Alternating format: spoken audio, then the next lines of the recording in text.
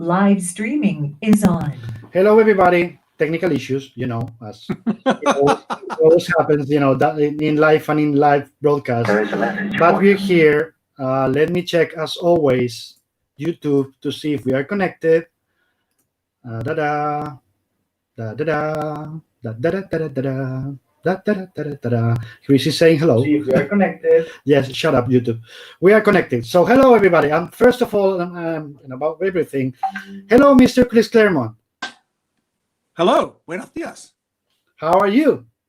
That was the last of my Spanish. I'm fine. How are you?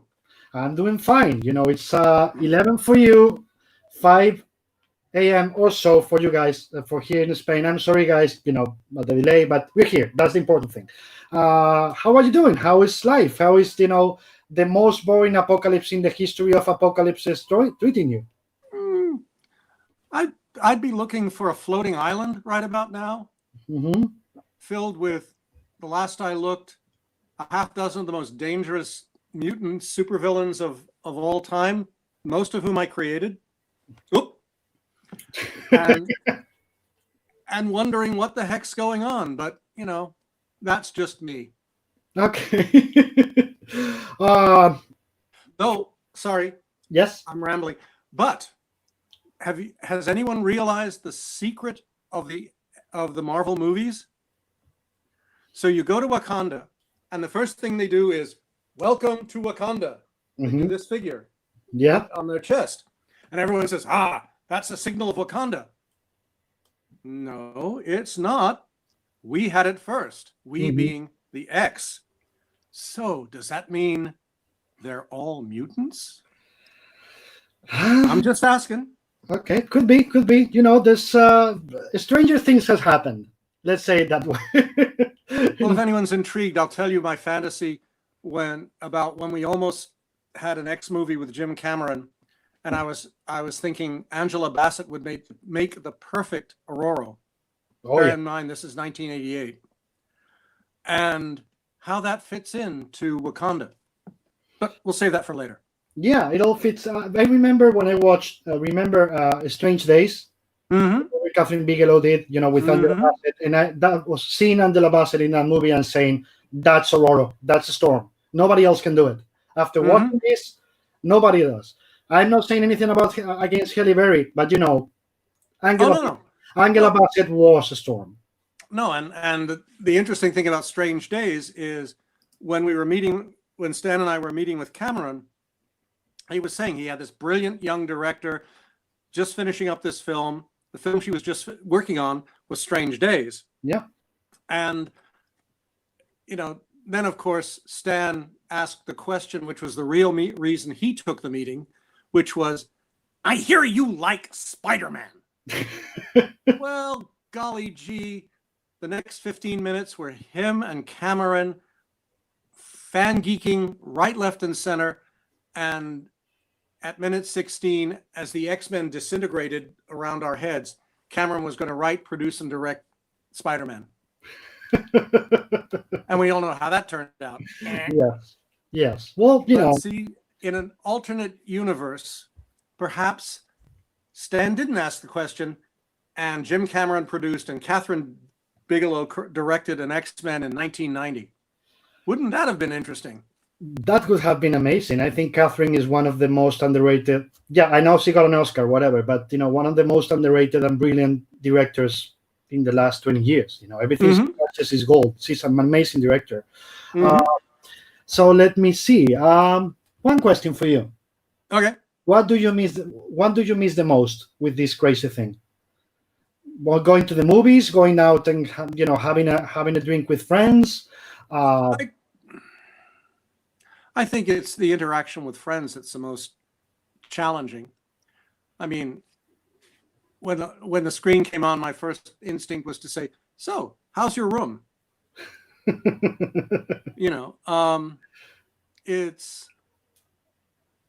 It's interesting, which is a word that covers many. See, much like talking on a computer, I'm looking at your image, but then out of the corner of my eye is my image up in the corner, and I'm thinking, why am I why is my face all the wrong way? Oh, because the camera's over here. Yeah. If I look at the camera, then I can't see you. It's Apple's got to figure out a better way to do this, but there you go. Mm-hmm.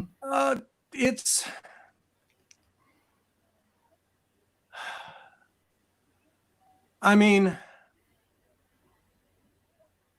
I'm sorry to pause for a minute, but the thing is, the first seminal national global event I can remember, well, aside from the Cuban Missile Crisis and the imminent threat of World War III, the serious imminent threat of World War III, and Vietnam, and was John Kennedy's assassination. You know, I mean, I remember going to bed, hearing, you know, thinking this is great. Not going to bed. Sorry, I'm transposing. You know, he lands in Dallas, and a half hour later, he's dead. I mean, it's not, and it was on what was at that time global media. You know, the networks punched it around the world as fast as they could. And then 5 years later, within weeks of each other, Martin and Bobby. Yeah. I mean, what I was starting to say was, I remember going to bed, hearing him say his victory speech in California, and say, and now it's on to Chicago. And what a lot of people don't realize is that when King was assassinated, Kennedy was out doing campaign tours in, I believe, Michigan. And he got notified like 3 minutes before it hit the news broadcasts. And he realized that the people in this crowd, who were predominantly black, didn't know. So he got up and just extemporaneously made this extraordinary speech. Sorry, I have to move the cat. Bruce, sorry, June Rose, too many cats. Speech, voting Aeschylus, and when he announced the assassination, the crowd was like, "Oh my God!" and they were sobbing. And then he just started talking. It wasn't even a speech; he was just talking to them. And the thing that made sense was he understood their pain because he'd suffered it. He'd had to bury his brother only a few years before. And by the end of that speech, the reaction was heartbreak and yet somehow hope. And that was one of about the only city in the United States that didn't explode with violence. I mean, Bobby Kennedy had the support of student radicals and bikers, for crying out loud. He didn't talk about how you can split countries apart and who are the good guys and who are the bad guys. He talked about we are, in a lot of ways, what Barack Obama talked about. We are all in this together. We are all a family. We should all find a way to work together, to be together. And that was part, I think, of the seminal foundation that built in me to the next 20 years of my life, writing about these comic book people. Was also theater affected you, the way you wrote those characters too, or not? Well, yes, in the sense that trying to relate to them as people, not objects. It's not really, I mean, I was just flipping online earlier, and there was someone who put up a page where there's a scene where Danny Moonstar is sitting by herself up on the hill, overlooking the mansion, feeling miserable because things hadn't gone her way. And up comes Wolfbane, Rain Sinclair, and they just chat. And for me, those were of the series, not the punching and hitting. Yes, punching and hitting is fun. Watching an artist play with visuals like that, is a lot of fun. But if you don't care about the people who are in the middle of that fight, what's the point? It's not that, wow, I have a perfect body and I'm running around in skin tights. Okay. The fun part about the New Mutants, what made it in many ways more interesting as a series than the X-Men, and why Kitty was more interesting in the X-Men than the original characters by themselves, is because they're kids. Mm-hmm. They are still fundamentally works in progress. Back in an age when being a kid, being 13, 14, making a serious mistake, you got forgiven. You got a do-over. That doesn't happen today, sadly, because of the evolution of society in the last 50 years. But they were still under construction, which for me as a writer made them significantly more fun than writing about the grown-ups. Because to me, sadly, because I know way too many of them, grown-ups are boring.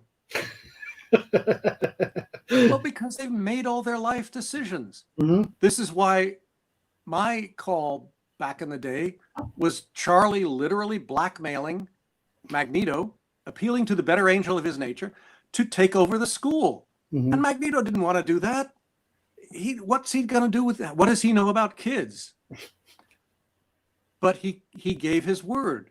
Yeah. And he spent the next 20 issues when he was there trying to embrace the better angel of his nature. Yeah. And that was why my ultimate goal was to leave him there as headmaster. Why? Because with Charlie, he had nowhere to go. He had nowhere to climb. Mm-hmm. He could fall, but it's a superhero story. He'll get better. He'll come back. That's not the point.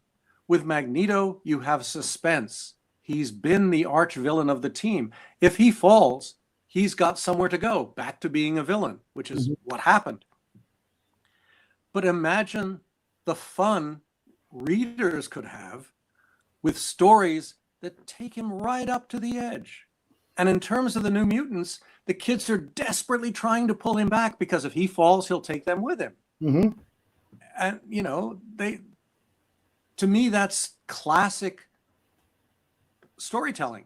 Mm-hmm.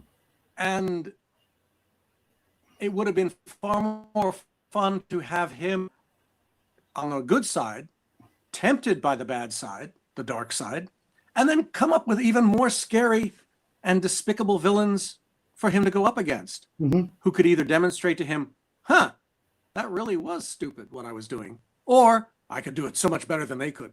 Yeah. A lot like writers. Yeah, I thought I always thought about that dichotomy that you play with, with Eric, with Magneto, about, being the headmaster or becoming back the villain, the temptations, etc., etc. I always thought it was really, really Shakespearean in a way, like the temptation to be good or bad, all that, internal fight in his brain. Am I doing the right thing? Should I go back to being a villain, or can I really be a good man and teach these kids? But even more importantly, in a way, discovering that there are normal people who are decent, who are worth forgiving or embracing or yielding to the better angels of their nature. Yeah. It's, the thing about fiction, especially melodrama, is that you have to have visible but crossroads, dramatic, emotional crossroads, but also crossroads that the audience can identify with. It's like, who cares? I can destroy the world. Okay. But if I destroy the world, I'll kill that puppy. Is that a good thing or a bad thing? You may think it's a cliche, but some people will root for the puppy. Some people won't. But the essential dramatic point is to create a conflict in the reader, to have the reader fall in love with the character, to have them say, I understand why Magneto does the things he did. I don't like them. I think he's wrong. But he's not a bad guy. Well, wait, no. Should I be thinking that? Yeah. It's, that's as opposed to someone like the Shadow King, who is utterly and irredeemably despicable. Yes. But the whole trick about writing and writing fiction is conflict and finding a way to resolve conflict. You think at the beginning of Hamlet, Hamlet has an argument. Dad's given him a job. Mm-hmm. But the further you go, it's when he is about to kill his uncle, but as he's about to do it, the uncle, the usurper king, the murderer of his father, prays and asks God for forgiveness and understanding. And Hamlet's conflict is, oh crap, if I kill him now, he'll go to heaven. That's not fair. And yet, as a consequence of his decisions, his girlfriend dies, his mom dies, his best friend dies. Could there not have been a better way? Mm-hmm. I don't know, but that's why it's a tragedy. Absolutely. And what everyone forgets is that Hamlet is like, early college age. He's 19. Mm-hmm. He's a kid, like it or not. And these are if he were 20 years later, if he were the Scottish lord from the Scottish play, which, as tradition demands, will remain nameless. Mm-hmm.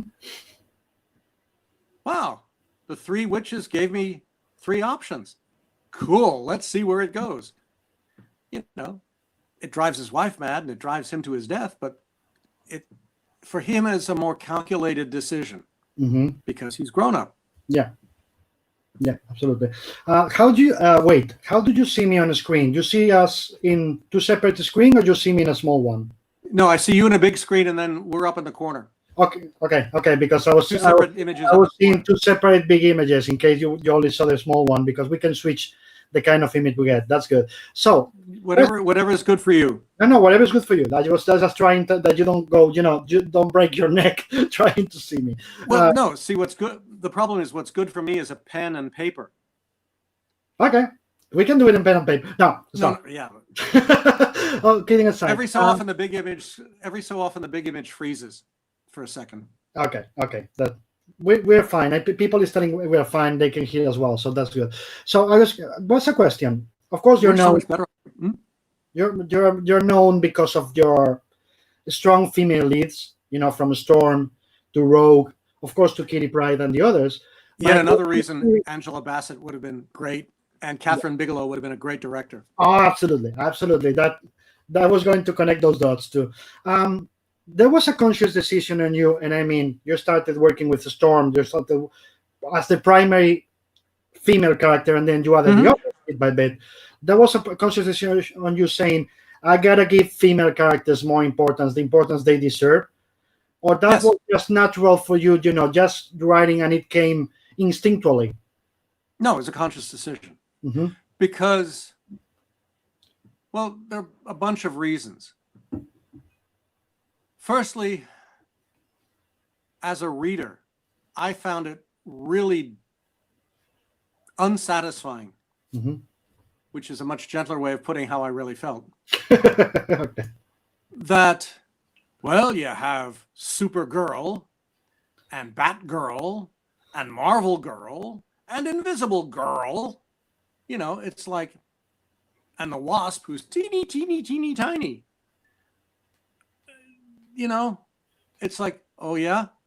Well, I don't know about you, but I have friends who are women. And my mother's fondest memory is she's walking down the street and her boyfriend had just stood her up for a date, and she's really pissed. And there's this picture, a flyer on the sidewalk of a Spitfire roaring through the atmosphere. And she thinks, I'd like to fly that plane. And she goes in talks to the RAF recruiter, and in hardly any time at all, she's enlisted in the Royal Air Force. At which point he then told her, well, I'm sorry, girls can't fly. No, that's a boy thing. Leaving aside the fact that she's short enough and smart enough and agile enough, she was exactly the physical parameters you need in a top-class fighter pilot. So she ended up doing the war on a radar station on the South Coast, which, as I tell people at conventions endlessly, so we have these day tourists coming across the channel from the continent. And, you know, they're sloppy. They drop things all over the place. They make litter like nobody's business, and they don't obey the traffic rules, and they're just very rude guests. So she summons the local constabulary to fly up and teach them a lesson, which is my smart aleck way 70 years later of saying the Luftwaffe came over to bomb the living daylights out of Britain, and she called up the RAF to shoot the hell out of them and shoot them out of the sky.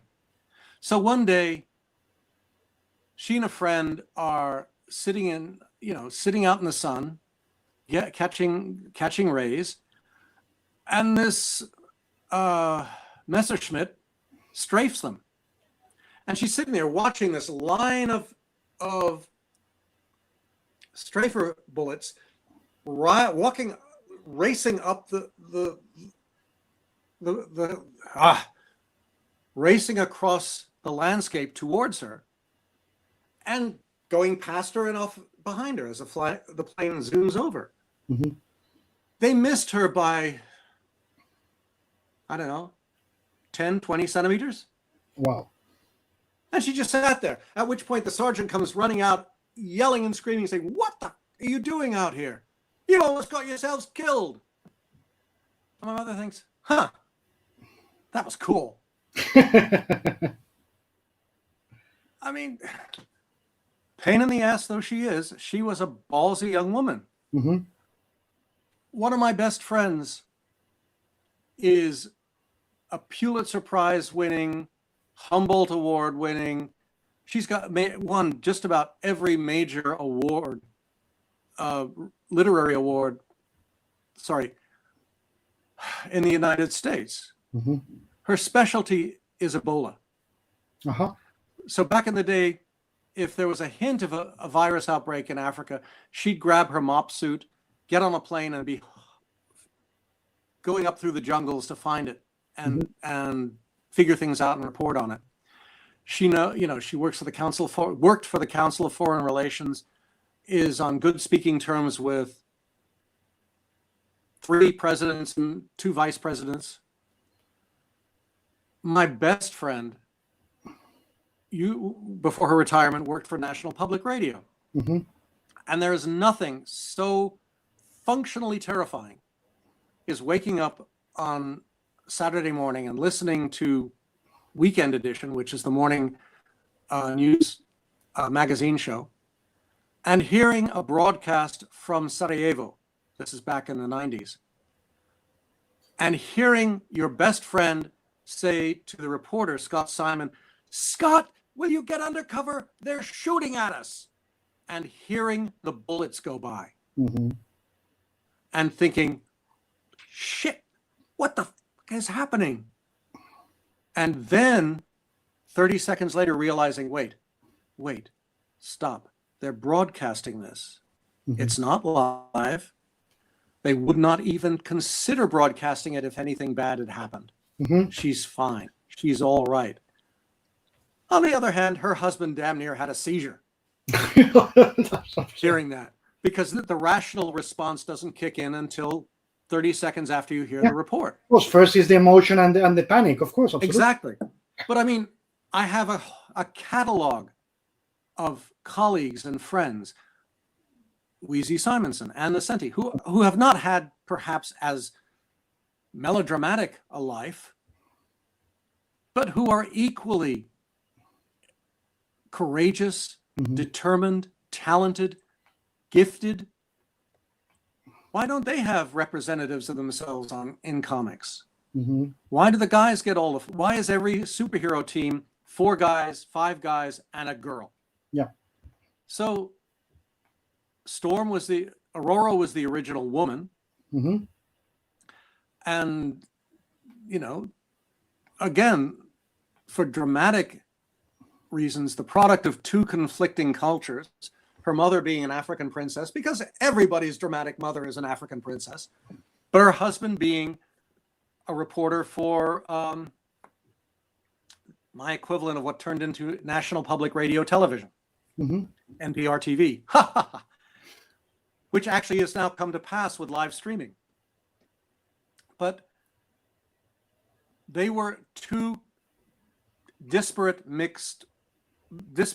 societies coming together and trying to build something new, Mm-hmm. which was Aurora. And the question would be, what would her life have been had she not been orphaned Mm-hmm. in Cairo in the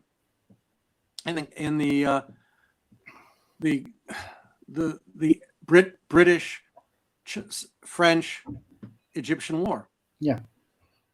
So you take all that raw material. I took all that raw material, and because no one else was doing it, I figured, screw it, I'll do it. Because the guys everybody will understand instinctively, but let's show them something new and see what happens. Mm-hmm. And the more I did it, because no one else was doing it even after I started, the more I kept doing it.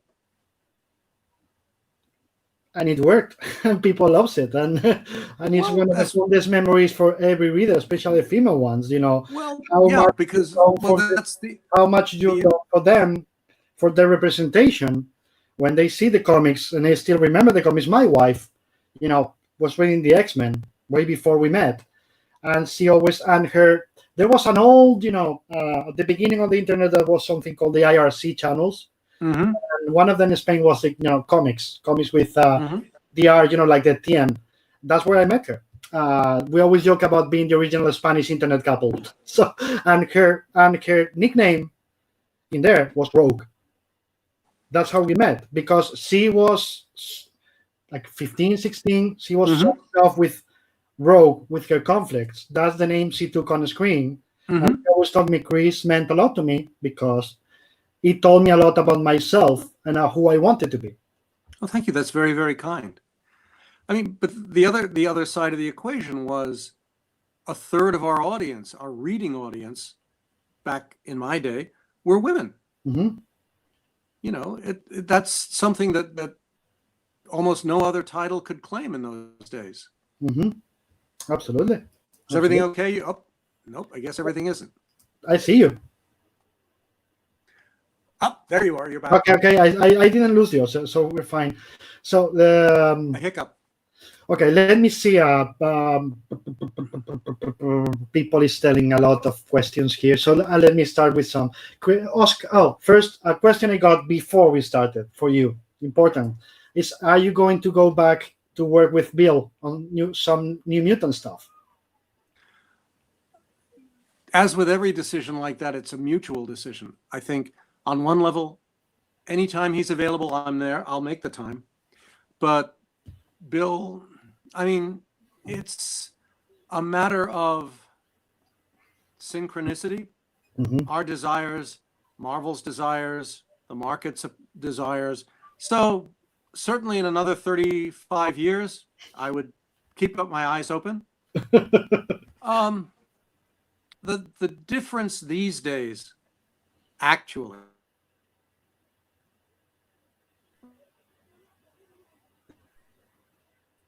freewheeling. Mm-hmm. Stan had 3 basic requirements: do good work, get it in on time, don't be a pain in my ass, because I have too much to do. I'm trying to keep this company alive. Mm-hmm. Any 2 out of 3, you could keep your job. He'd prefer all 3. Mm-hmm. He'd prefer it if one of the 3 where you do great work, but any 2 would be fine. He would be satisfied.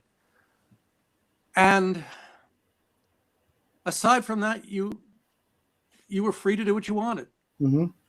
No one looked over Jim's shoulder with, when he was doing Warlock or Captain Marvel, no one really looked over my shoulder until things evolved from Archie leading into Jim Shooter.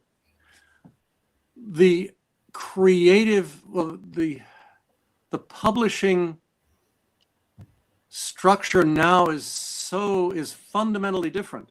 Mm-hmm. You have situations where the group editors will go off on a retreat and plot out the next 2 years of stories. Mm-hmm. I mean, the thing that I learned working with Wheezy and Anne is, brilliant as you may think you are, every so often you fuck up. Every so often you jump on a banana peel. Mm-hmm. The great story you had when you wrote page 1 is not quite as great when you get to page 20. And many is the time when I would stand there in their office and start this pitch, and I could hear how stupid it sounds. And, the thing is, Wheezy would sit there. Louise Simonson would sit there. Mm-hmm. Mm-hmm. Mm-hmm. She'd never say a word. She'd just nod approvingly and see if I would notice, which I did. And then we'd talk and question. I'd ask questions, she'd ask questions, and then boom, synchronicity would kick in. Mm-hmm. Now it's all structured. Now it's much more, you'll have the big dog writer. Yeah. 10 years ago it was Brian. Now, I don't know. Who knows? Yeah. And they would build an epic, a crossover epic around him, which is great. But the thing that always made me nervous about these grand epics is what if you've got a 4-month crossover going over 5 titles and 36 issues, and you step on the banana peel with the second issue. Mm-hmm. I mean, as Archie Goodwin taught me when I was a young punk, if you write an issue that's a piece of shit, okay, you got 30 days to fix it. Until the next issue comes out. Yeah. If that moment occurs at the beginning or even in the middle of an epic crossover, bouncing over 5 different titles and 15 issues or whatever, what are they going to do? You're stuck with it for 4, 5, 6 months. Mm-hmm. There's no ability to quickly respond to a mistake, to look out there and suddenly see, the audience doesn't like this. What can we do how can we ameliorate it? Mm-hmm. It's the difference between an audience falling in love with a TV pilot and not liking the show so much. Mm-hmm. Or, I mean, the classic examples are you familiar with the show Cheers? Of course, absolutely. Kelsey Grammer? Yeah. First season, nobody watched until it went into reruns for the summer. Yeah. And then everybody's like, I mean, the network was going to give it another year, just maybe. But when the summer audience spiked and people really liked it because it was up against no competition and they could actually look at it, it went on for another 10 years. Sometimes it is necessary, A, to follow one's instinct, but B, to give the series, the characters, the voice, time to reach out to the audience and respond. Mm-hmm.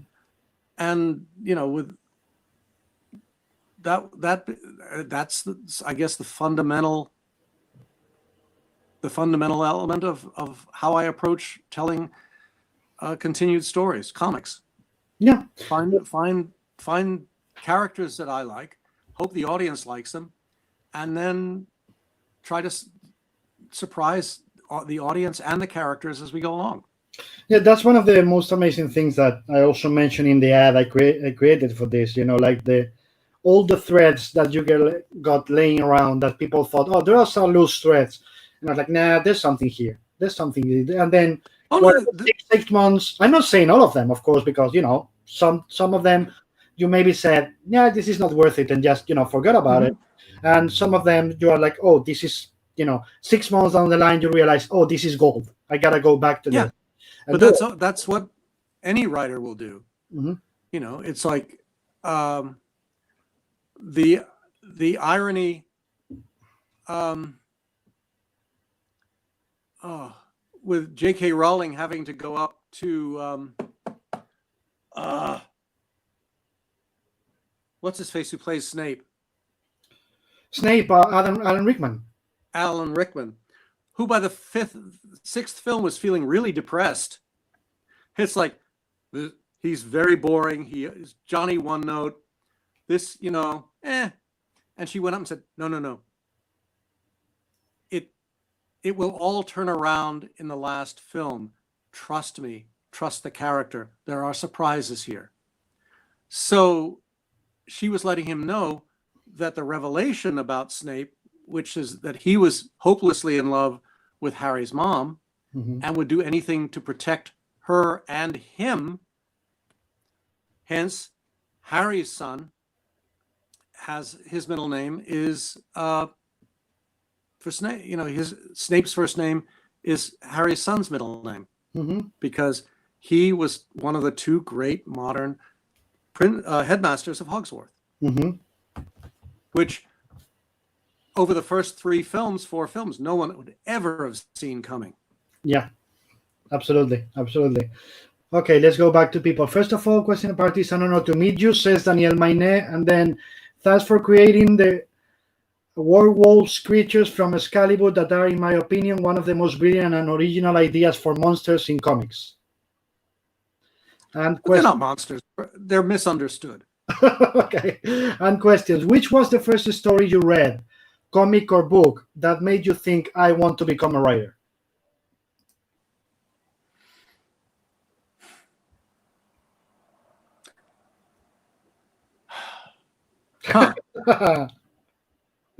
Okay, this will sound weird. I never wanted to become a writer. I just always wrote. I was going through my archives, oddly enough, the other day because we're cleaning stuff out, and I found stories I wrote when I was 8, when I was 12, 14. I look at them now and I think, ugh. And then I look at them and see, this isn't really bad. And someone asked me once about that, and I said, well, the thing I love doing, what I really wanted to do more than almost anything was to be an actor. I started out as a political theorist. That, in the 60s, that was not a happy time to look at the history look at modern history and political theory and try to make sense out of it all. So I kind of passed by on that, but I really wanted to be an actor, and I was pretty good back then. As one of my teachers pointed out, the first 10 years for you is going to be really hard, but by the time you hit your 30s, you will be the kind of character actor that will always be employed. And I thought, that's cool. And then I sold my first story, short story, and then another. And then I started writing comics. And then I started writing the X-Men. And 7 years later, I looked up and, made a life decision without even knowing it. But the answer to the question is, someone asked me at a convention once, how do you feel about writing? And I said, well, how do you feel about breathing? And they looked at me and said, what? How do you feel about breathing? I don't know. Right. I don't know. But if you stop breathing, you die. Mm-hmm. If I stop writing, I guess I die. So it's not really a question of like or love. It's kind of like gravity. It's always there. It's essential to who I am. It transcends like and dislike. I like and dislike what I write. Mostly I don't like it because I think it's too much this and too much that. That's also but part. I can't stop doing it. Also part of being an artist. You know, you always want to improve upon what you do, and you know, you're always going to find even the tiniest, you know, detail that you are like, I shouldn't have done it another way. Well, I don't make tiny details. I run my semi-trailer off a cliff. Okay. Okay, I got nothing to say about that. Log from Howard asks, whose idea was in the X Factor issues were you to send Nathan Summers into the future? Did you know at that time about Cable? What? Oh, about Cable?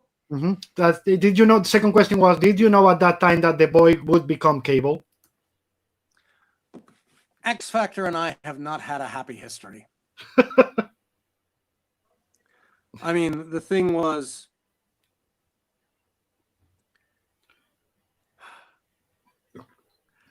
Ann Nesenti and Barry Smith and I were at dinner, and we were there to plot out what became X-Men 198, the second of the Life Death trilogy.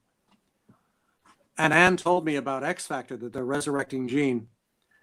And I said, excuse me, jumped up from the table, ran back to the office to confront Shooter who was editor-in-chief. And it was Friday and everybody had left and they turned off the lifts. So I couldn't get in. So I went back, we plotted the story. I fumed and cursed and plotted the entire weekend, and I came in Monday with an alternative, which was,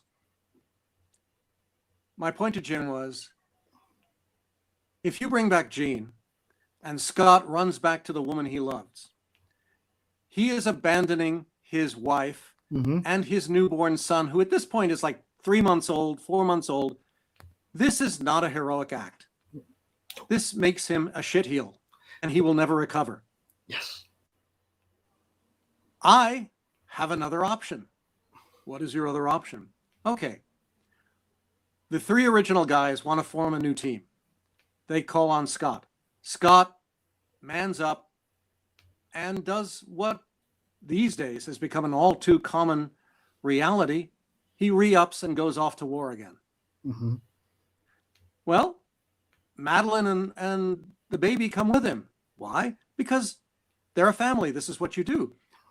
But think of the dynamic. Scott's going back to a life that Madeline is desperately terrified of because she knows firsthand what it's all about. She's scared stiff, but she loves him and he loves her. They won't be apart. And, you know, she's not going to sit in Alaska waiting for news. She's going to be there with him. Okay. So we instantly have family crisis that can be exploited forever. Well, we need a girl. Okay. I have a solution. What? Jean has a sister, much like Luke Skywalker, whose power, because I'd already invented her, is that she's a living cerebro. Mm-hmm. She finds people who are potential mutants and can activate them, which can be good or bad, temporary or permanent. Why do these things happen? Because she doesn't know how to use her stupid power. Mm-hmm. She's learning. She's an original X-Men in a team of experienced, older X-Men. So she can be the 30-year-old Kitty of the team. But what does this also do? Well, she's single. Mm-hmm. Holy cow, Hank and Bobby and Warren are now in play. And you could say, okay, Warren's got a girlfriend and Bobby's gay. But that's still, there you go. Someone for Bobby to confess to. He doesn't understand his feelings. Well, she can, how does she feel about gay guys? We don't know. Let's explore that. How does Warren's girlfriend feel about him working with, to me, I could have run with that for 20 years. But as Jim liked the idea, but he'd already given his word to the X Factor guys, and it was in play. He could not go back on what he promised them. And then to, add insult to injury, the first draft of the FF where they discover Jean and she goes up to her parents' house and finds the Macaron crystal with her image in it. And the first draft had her confronting evil Phoenix, which is John's vision of the character. At which point my head exploded yet again, because that's nice. I've been writing it now for 10 years plus, and that's not my vision. And I'm still writing the X-Men. So fix it, which I did. So I rewrote about a third of that FF, uncredited, and set things right. The problem was that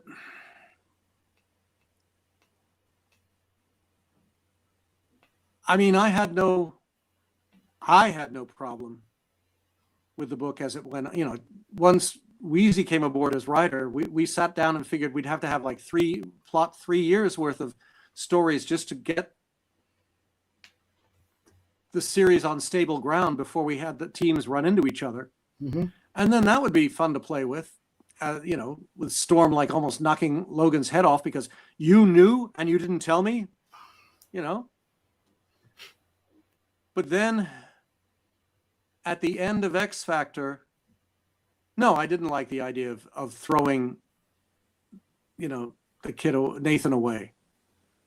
Scott in this case gets out of jail free on both ends. The woman he loves turns out to be a tool of Sinister, and the kid he loves turns out to have to go to the future to be whatevered.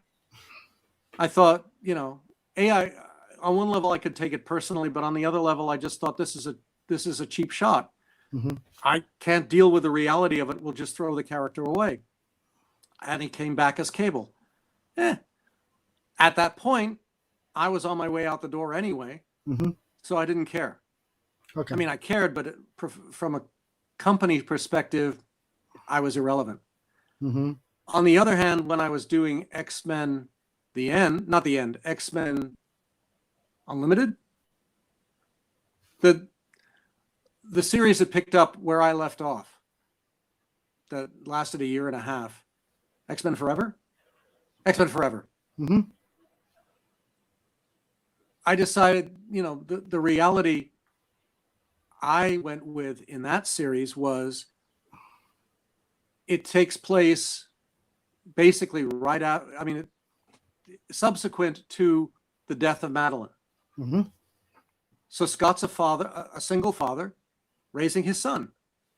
Bingo. He goes back to I'm repeating myself. He goes back to Alaska and becomes a normal person. Mm-hmm. And then shit hits the fan. Yeah. But the point here is that for me, it was a much more interesting series and group of characters having Scott dealing with being a father, having a son growing up, with a kid growing up in this world. What's it like? Scott's anxiety about what kind of power will he have? Madeline was Jean in every respect. Is he a telepath? Is he a telekinetic? Does he have I-beams? Mm-hmm. What happens when he hits puberty? Again, a writer needs to set up dynamics that make the character interesting, and in a group book, make the dynamics interesting so you can see the cause and effect in front of you. Mm-hmm. I think one of the things that I find incredibly dissatisfying about modern storytelling is in the old, and we're getting way afield from the poor guy's question, It's fine. But, it's fine. but back in Stan and Jack's era, we suddenly were like cinematographers and storytellers discovering 70 millimeter Hmm. widescreen. Holy cow! You know, one of the great visual images in my background is from Lawrence of Arabia, where you have this incredible long shot of the Tuaregs going across the desert. And it's like you can see 20 miles each way. And off in the background are little sand tornadoes. Hmm. And the sense of scope, the sense of visual size is wonderful. And we discovered that. Hmm. You know, so when I asked Dave Cockrum, let's have two Starfleets battling out near a binary star, and he gives me this double spread of, you know, the Shi'ar military having a space battle. It was wonderful.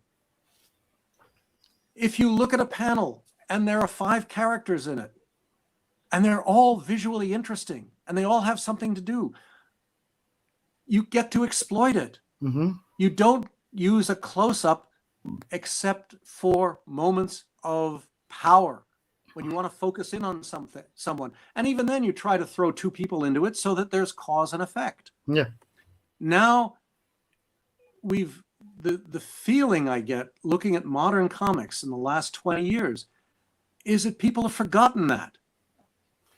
It's like they've gone back to its standard TV show storytelling with one rostrum camera.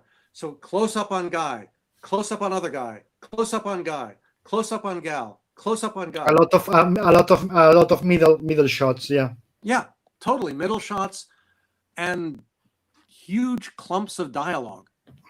There's never a sense. I mean, I think Brian had this way of storytelling where you have a bunch of panels that are top to bottom, and you have the figures at the bottom. So you have 35 panels going down, and the dialogue is like, well, it's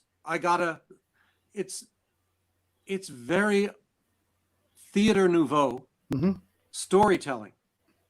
But when you're watching it on stage, you are looking at the actors moving, interacting, facial expressions. In comics, it's just the words, which is great for the writer, because if I'm writing a scene like that, I can hear the dialogue in my head, but I can't guarantee the audience will hear it as well. Comics, as I keep telling people, are shorthand. The point is the panel has to grab the reader's attention so that the reader's imagination can fill in the gap between the one panel and the next. Absolutely. And add all the extraneous dialogue to each reader's satisfaction. So what you may hear between the panels may be totally different from what I hear. Yes. But it doesn't matter, because you'll just follow the story along.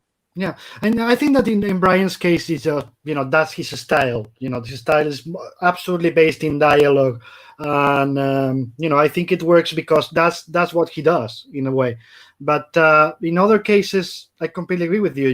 They just do it that way, and it doesn't fit. It's just there, and it stops all the story you want to tell, to a complete stop. Well, again, it's like Jack Kirby did 70 millimeter, and it was great. Yeah, and lots of things were happening. Steve Ditko, 9-panel pages, Doctor Strange, Mordu, and it was great in its own way. Yeah, it's not a criticism per se of one storyteller over another. Yeah, I know. It is my reaction to a way of dealing with the 20 pages. Absolutely. I mean, if I've got a group book, I don't want to see each character as an individual. I want to see them interacting with each other. It's like a lot of times I see a scene taking 2 pages of 9 or 12 panels of 20 panels total of these single back and forth images. Yeah. And I'm thinking, I could do that in 3 panels. And then what would happen next? That would be fun. Yeah. it's I totally concede. This is the way I would tell a story versus the way someone else would tell a story. No, but I also think part of the reason this all happens is that because Stan was working with Jack, because he was working with John Romita, because he was working with Steve Ditko, and because there was no time, he didn't write full scripts. He wrote plots. Yeah. He gave Jack an idea, and Jack went crazy. And then Stan, writing the script, would edit the idea, which is why Jack got so pissed off he went over to DC and did New Gods, which was fucking brilliant. But that was issue 1. And this issue 2 came along just as brilliant, but different, because he was introducing another 50 concepts, which is why after 10 issues, DC pulled the plug, because no one could figure out what Jack was doing. It was driving everybody crazy, except that they went on for the next 30 years to exploit the living hell out of all of it, because there was so much rich, fertile conceptualizing in those issues. How could anyone turn away from it? Absolutely. But the thing is, it was fun. And the fun part is, for me specifically as a reader, not so much anymore. But the flip side of that is Jack got to play that way because Stan was saying, give me your best. The problem now is it's far more convenient, and perhaps convenient means efficient, for editors to get full scripts. It's all there. You don't have to think about it. You just edit it. The writer can come in and, if there's a question or whatever, can resolve it. It's a full script and it's out. Okay. But I want to see, if I'm working with Salvador La Roca, which I am right now, I don't want to tell him what to do. I want to give him the pictures, and I want to see what he'll come up with, and then I'll adapt the final script to the art Salv has given me. Yeah. That's fun. If I give him a full script, that's my visual sense. But my visual sense is maybe not so great. It's definitely nowhere near Salva's. It's nowhere near Carlos. These guys are brilliant. So I want to play with that. I want, I go back and look at the FF that Salva and I did, and I go, holy shit, this is fun. Because we were just having fun. Hey, let's create the daughter of Sue Richards and Reed Von Doom. Bingo, Valeria Richards Von Doom. And I thought, this is fun. Let's get the werewolves in, driving cars through Manhattan. You just throw stuff out there, and the return on the investment is hopefully a story, a visual presentation that we'll think is really cool, and by extension, the audience will. I'm talking too much again. No. There's a couple things there that I wanted to, but I didn't want to interrupt you. I think it was. I'm sorry. No, please don't be. People is loving this. I think it was Paul Jenkins in a conversation many years ago when we were talking about, group books, and we were discussing, I think, Inhumans, the one he did for Marvel Knights. He was telling me, people is asking me about the separate characters, and I always tell them, when I do a group book, I don't want to listen to John, Paul, George, or Ringo. I want to listen to the Beatles. Right. And this is the only way I can get people to understand that this is not individuals as part of a group where I'm going to be touching, them as separate entities. It's going to be the band. I want to listen to the band. If I want a book, if I want to listen to John, I'll go with one of his albums. Same with Paul. If I want a Black Bolt book, but this is not Black Bolt. This is not Medusa. This is the group. So I gotta listen to the Beatles when I write. And the other thing I was going to talk to you. I was talking with Mark Wade about this a couple of weeks ago, and I was like, this is one of the few ones still that I think when he writes, he doesn't write for a generic entity called the artist. Mhm. He writes for his artist. He Mhm. writes so his artist has fun and enjoys. Mhm. I'm gonna give you what I know you like to draw. And I Mhm. was asking him, I think that's missing today. When I see, of course, there's something that is called the machine has to keep cramping. So sometimes as a writer, you don't know who's gonna draw it. So it's Mhm. written by Chris, drawn by who knows. But sometimes I see that they know in advance, and it's like you are not writing for your artist. You are just writing what you would write for anybody. So do you think Mhm. that's missing too? Because I think that's missing. That the writer knowing, okay, I know what you like to draw, like you did with Paul or JRJR or Sylvester Mhm. or Byrne, whatever. Like, okay, this is his strengths. This is what or Salvas, you said, this is what he likes to draw. I'm going to write so he has fun. Mhm.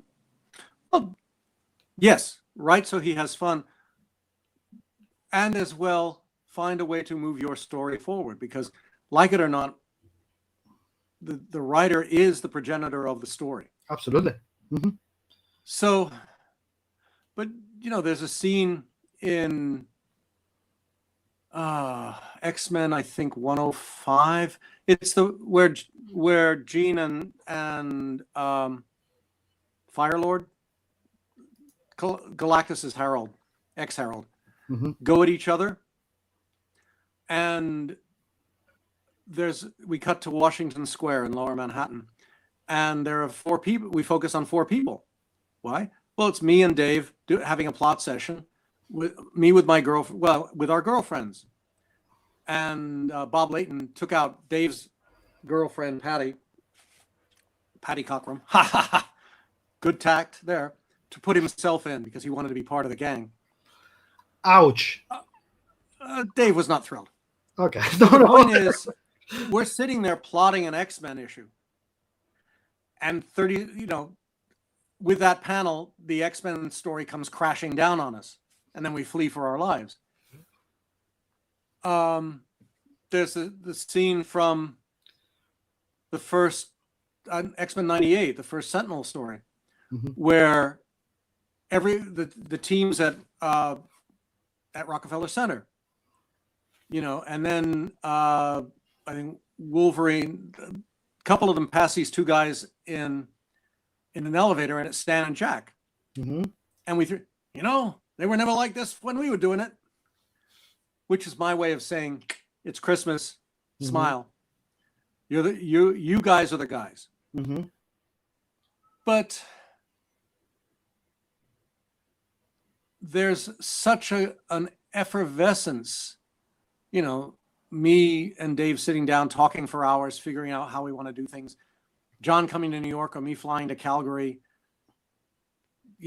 even as we were getting ready to strangle each other, figuring out what was the general line of the story, what we wanted to play with, what we didn't want to play with.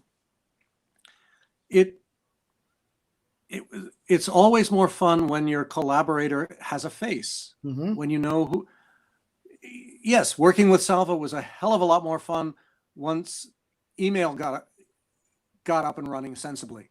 Mm-hmm. Why? Because we could back and forth, Yeah, a lot more easily than we could in the old days, faxing or phoning or whatever. But that's why in the old days, everybody lived within 35 miles of Manhattan, because you got paid on Thursday. mm-hmm. You went in, you got your check. If you went back to Connecticut or New Jersey and deposited the money, it would be 10 days before the check cleared, if you were lucky. No freelancer could afford that. So everybody had a bank in the city. So they got the check, deposited in their bank, a New York check to a New York bank. It would clear overnight, Mm-hmm. or within 2 days. And everybody could breathe happily. Then things eased up a little, and Jack moved out to the coast, and everyone realized, we don't have to stay within spitting distance. We can travel. At which point, the New York, I guess, core of comic books creators evaporated. Mm-hmm. But that's the evolution of society, of time. But the thing is to find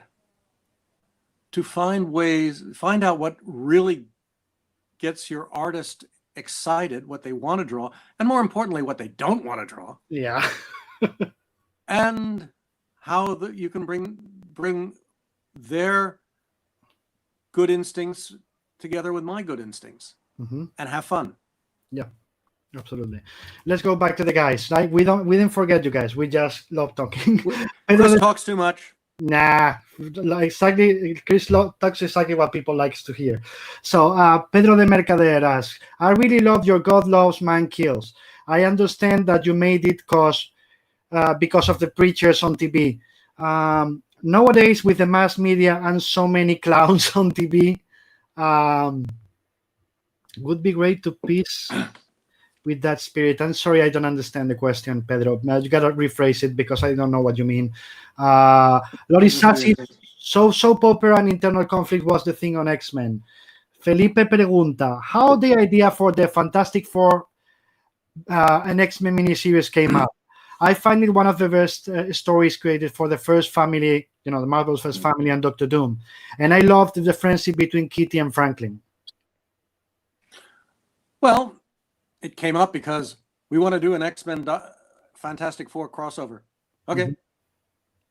I mean, many things happen for the simplest of reasons. Like, we have a hole on the production schedule. We want to do this series, come up with an idea. Mm-hmm. And then it's a matter of sitting down and thinking of the kind of story that hasn't been done.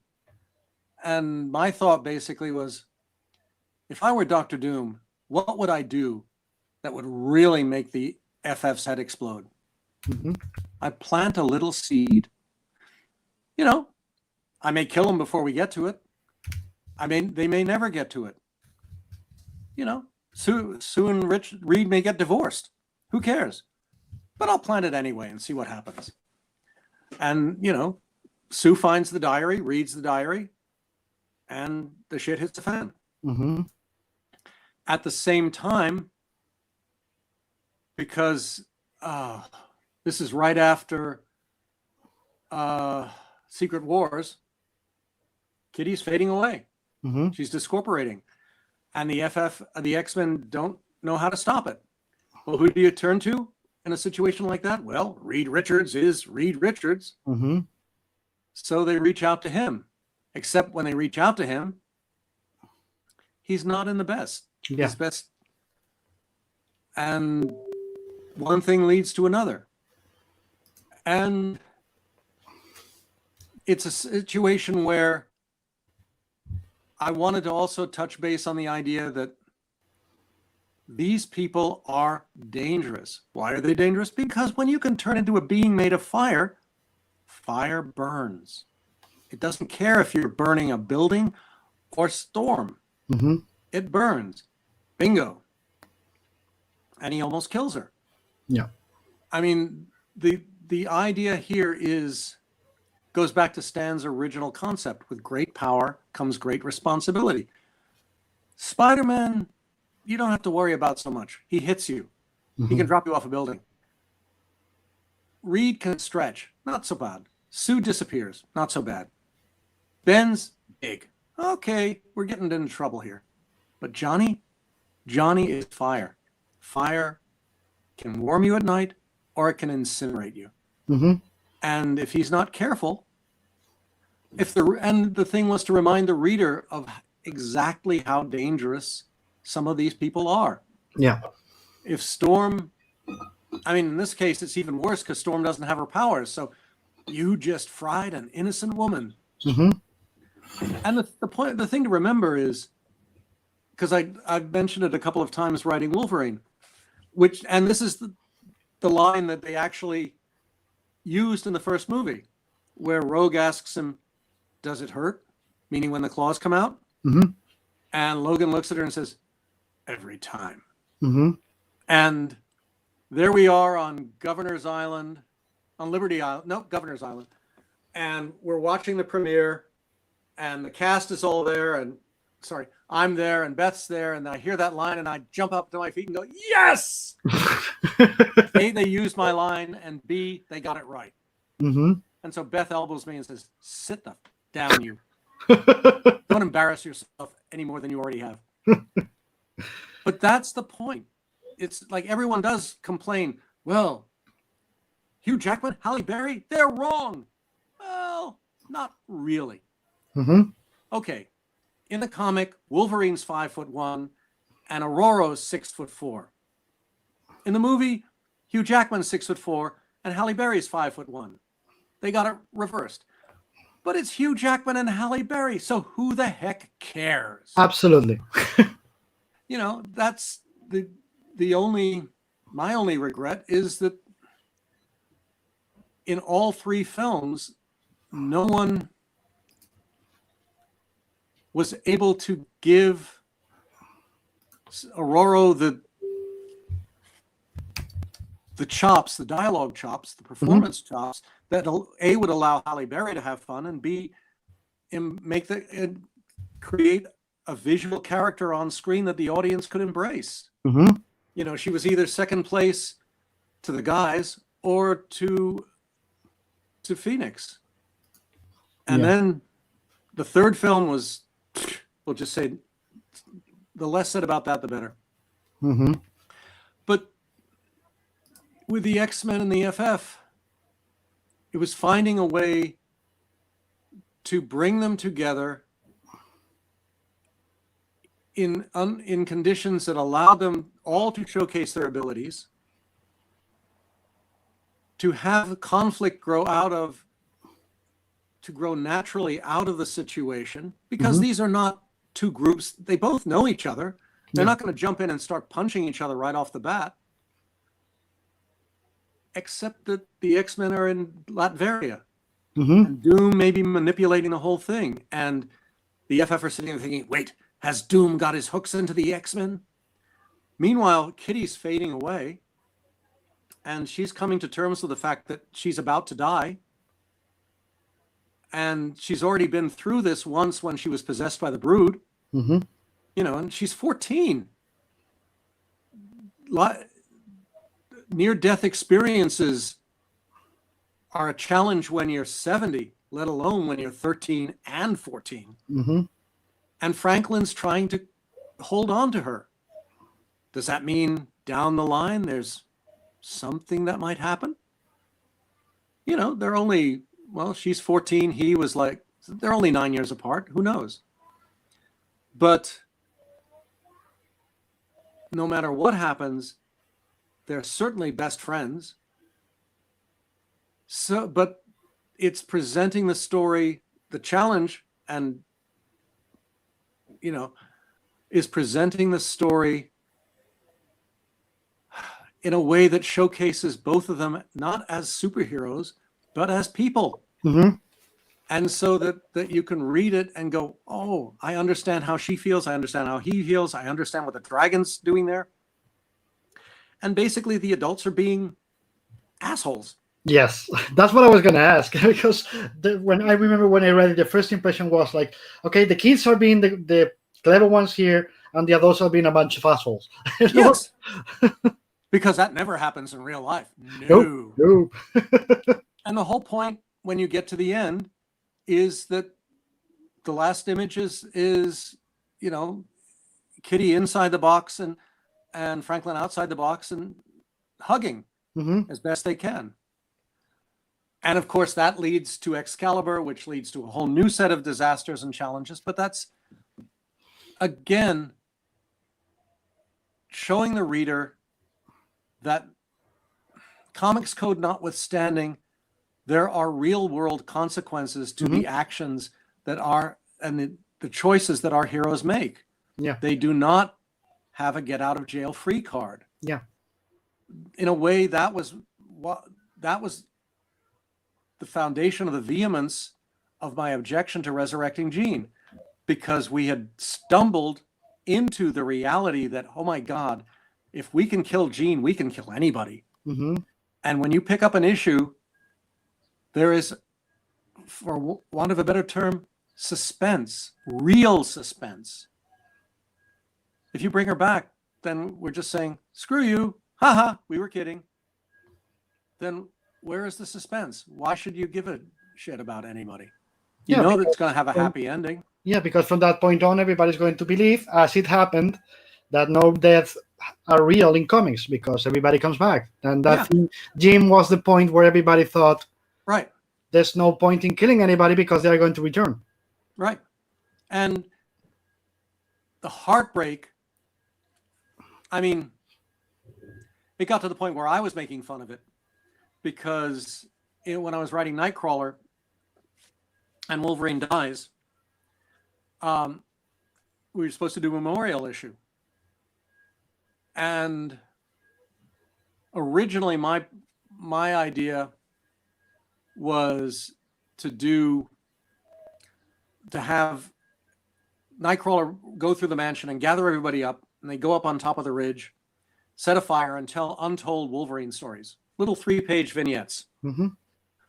And you know, I figured we could do 4 or 5 of them, and you learn stuff that had never been established before, and it would be cool. And then in the end, Rachel, being impetuous, would say, "Okay, let's you know, put your money on the table. How long till it's Wolverine's turn?" What? Look at us. And it turns out everybody who's told a story has one thing in common. They've all died and they've all come back. But Rachel's saying, how long till it's Wolverine's turn? You know, we're X-Men. Death doesn't seem to mean anything to us. Yeah. And so they're all happily, you know, putting their money on the table, and Nightcrawler's going, no, you're not thinking. What do you mean we're not thinking? You don't want to go down this road. Why not? Hell, we brought you back. Yep. Still don't want to do it. Why? Where do you think he is? Why, he's in heaven. Right. And who's in heaven with him? Nobody can quite figures it out for a minute. And then they all kind of go, oh, yeah, Nightcrawler says. The redhead. Which one of you idiots wants to tell Jean we're taking her boy toy away? And they all kind of go, yeah, we'll leave this alone. Mm-hmm. And the editor thought that was inappropriate. Oh. Okay. Well, He just wanted a regular tell the story of Wolverine's life. But that's, to me... Been there, done that? Well, no, I just have my view of Logan is fundamentally different from everybody else's. Yeah. You know, I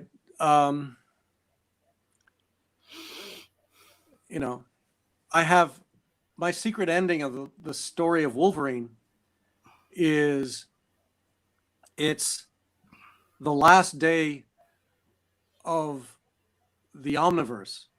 All the stars everywhere have gone out. Mm-hmm. And there's this one planet left orbiting this little star that's fading fast. And on the little planet is a little rock. And sitting on the rock is... Have I told you this?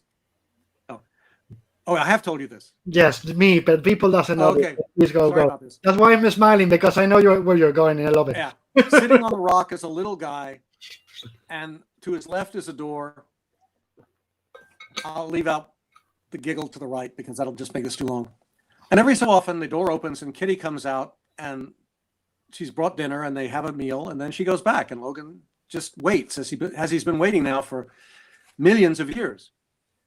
And then as the star is about to go out, a light appears overhead that coalesces into the shape of the redhead, and she lands, and she sees Logan. Logan sees her.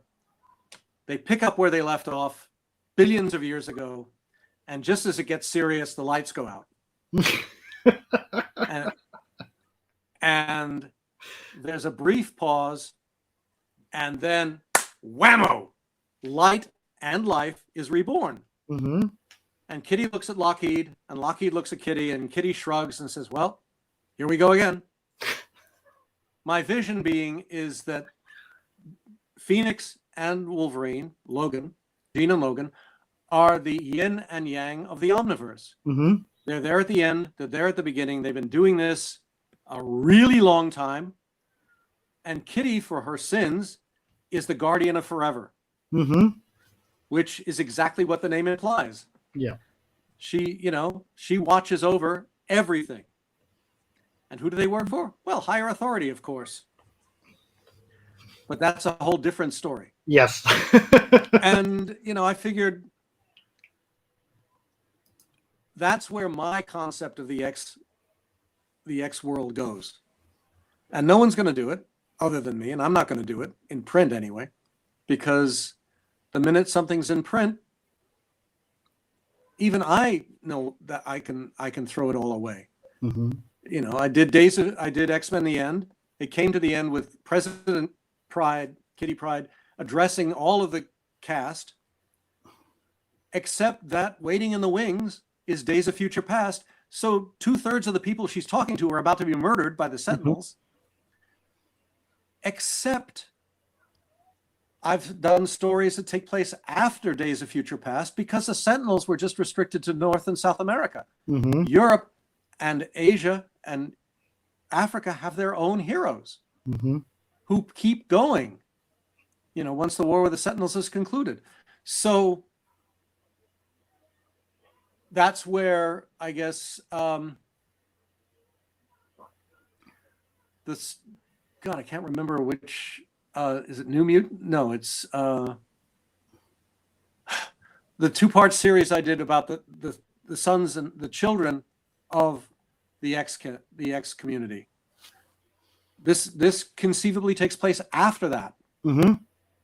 We don't know because we never got a chance. I never got a chance to go further into it because we got canceled after two arcs. But a writer always comes up with exceptions to his own rules or her own rules. Mm-hmm. But as long as they're fun. Yeah, it's your own rules. Why don't you always get the chance to bend them? There you go. There you go. Paco Fernandez asks, will you ever create new, or are you interested even in creating new Sovereign 7 stories? Are the rights for those characters are yours, or they're mine. Not right now in terms of comics, since I am under contract to Marvel and cannot do comics. I can do comics in Europe if I could find a publisher interested in buying them. Mm-hmm. Apparently, I don't write well in a European style, and what happened with Soleil and Wanderers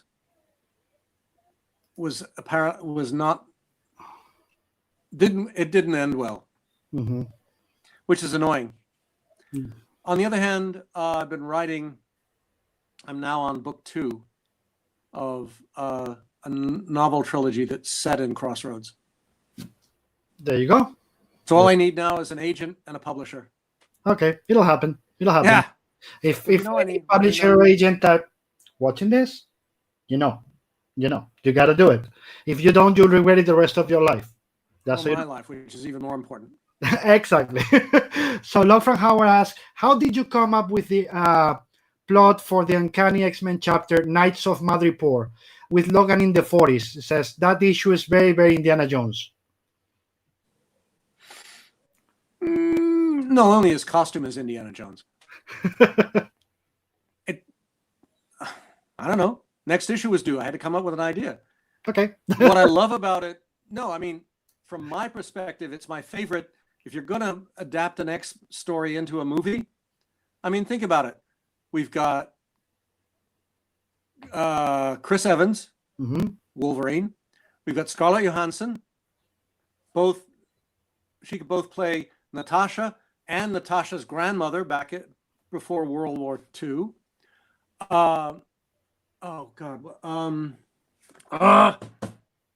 Aquafina to play Jubilee.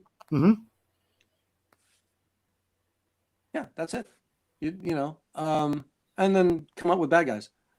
So that's a movie. That's the X movie I would love to make because it would be fun. Hugh Jackman wouldn't even have to get back into shape. He'd just wear clothes. Yeah. Pedro de Mercader asks, did you enjoy making the Asgardian Wars? Says, it's such a fun comic to read. Was it such a fun comic to make? Yes. 100 pages with Art Adams? You betcha. Absolutely. And Paul Smith. And my only regret is there was never an opportunity to do a sequel because we left loose ends hanging all over the place. Yeah, that would have been. I kind of like the idea of Loki making another run at Aurora, and Kitty basically, okay, you want to piss me off? Okay, Asgard, I'm coming. Nice. And just slipping in and out of every place in the heavenly city and pissing off everybody. That would having a lot of fun. But that's the whole point. It is having fun. And this is comics where you can cheat. We start the New Mutants with Sean, having been bloated by the Shadow King, weighing 1,000 pounds and hating it and trying to figure out how to commit suicide and Aurora not letting her. And then ending up in the middle of the desert, walking for what must have been a decade, conveniently not aging, and working herself, not only losing weight, but getting herself into fighting shape. Yeah. And ending up lovelier than ever. Yes, it is cheating, and yes, it is comics, but it's Asgard, which is magic. Yeah, absolutely. And Danny discovering, getting what every young Cheyenne needs, a horse. In her case, a flying horse, which is even better. Yes. Felipe, go, please. Last thing. But the consequence is she becomes one of the Valkyrie. Which means every so often Hela comes knocking at the door. So, there's a yin and a yang. They're good things, but sometimes they have a price. Yeah, absolutely. But that's what being a teenager is all about, not seeing all the consequences, and even if they do, not caring.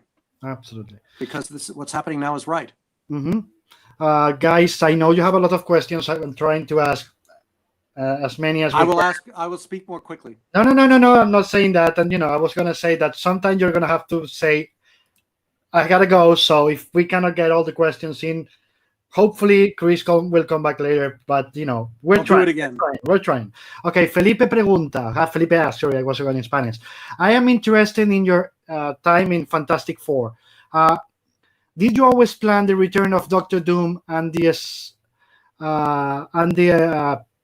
specials? I think he missed, one shots you wrote previously related to the Wall of Heroes Reborn.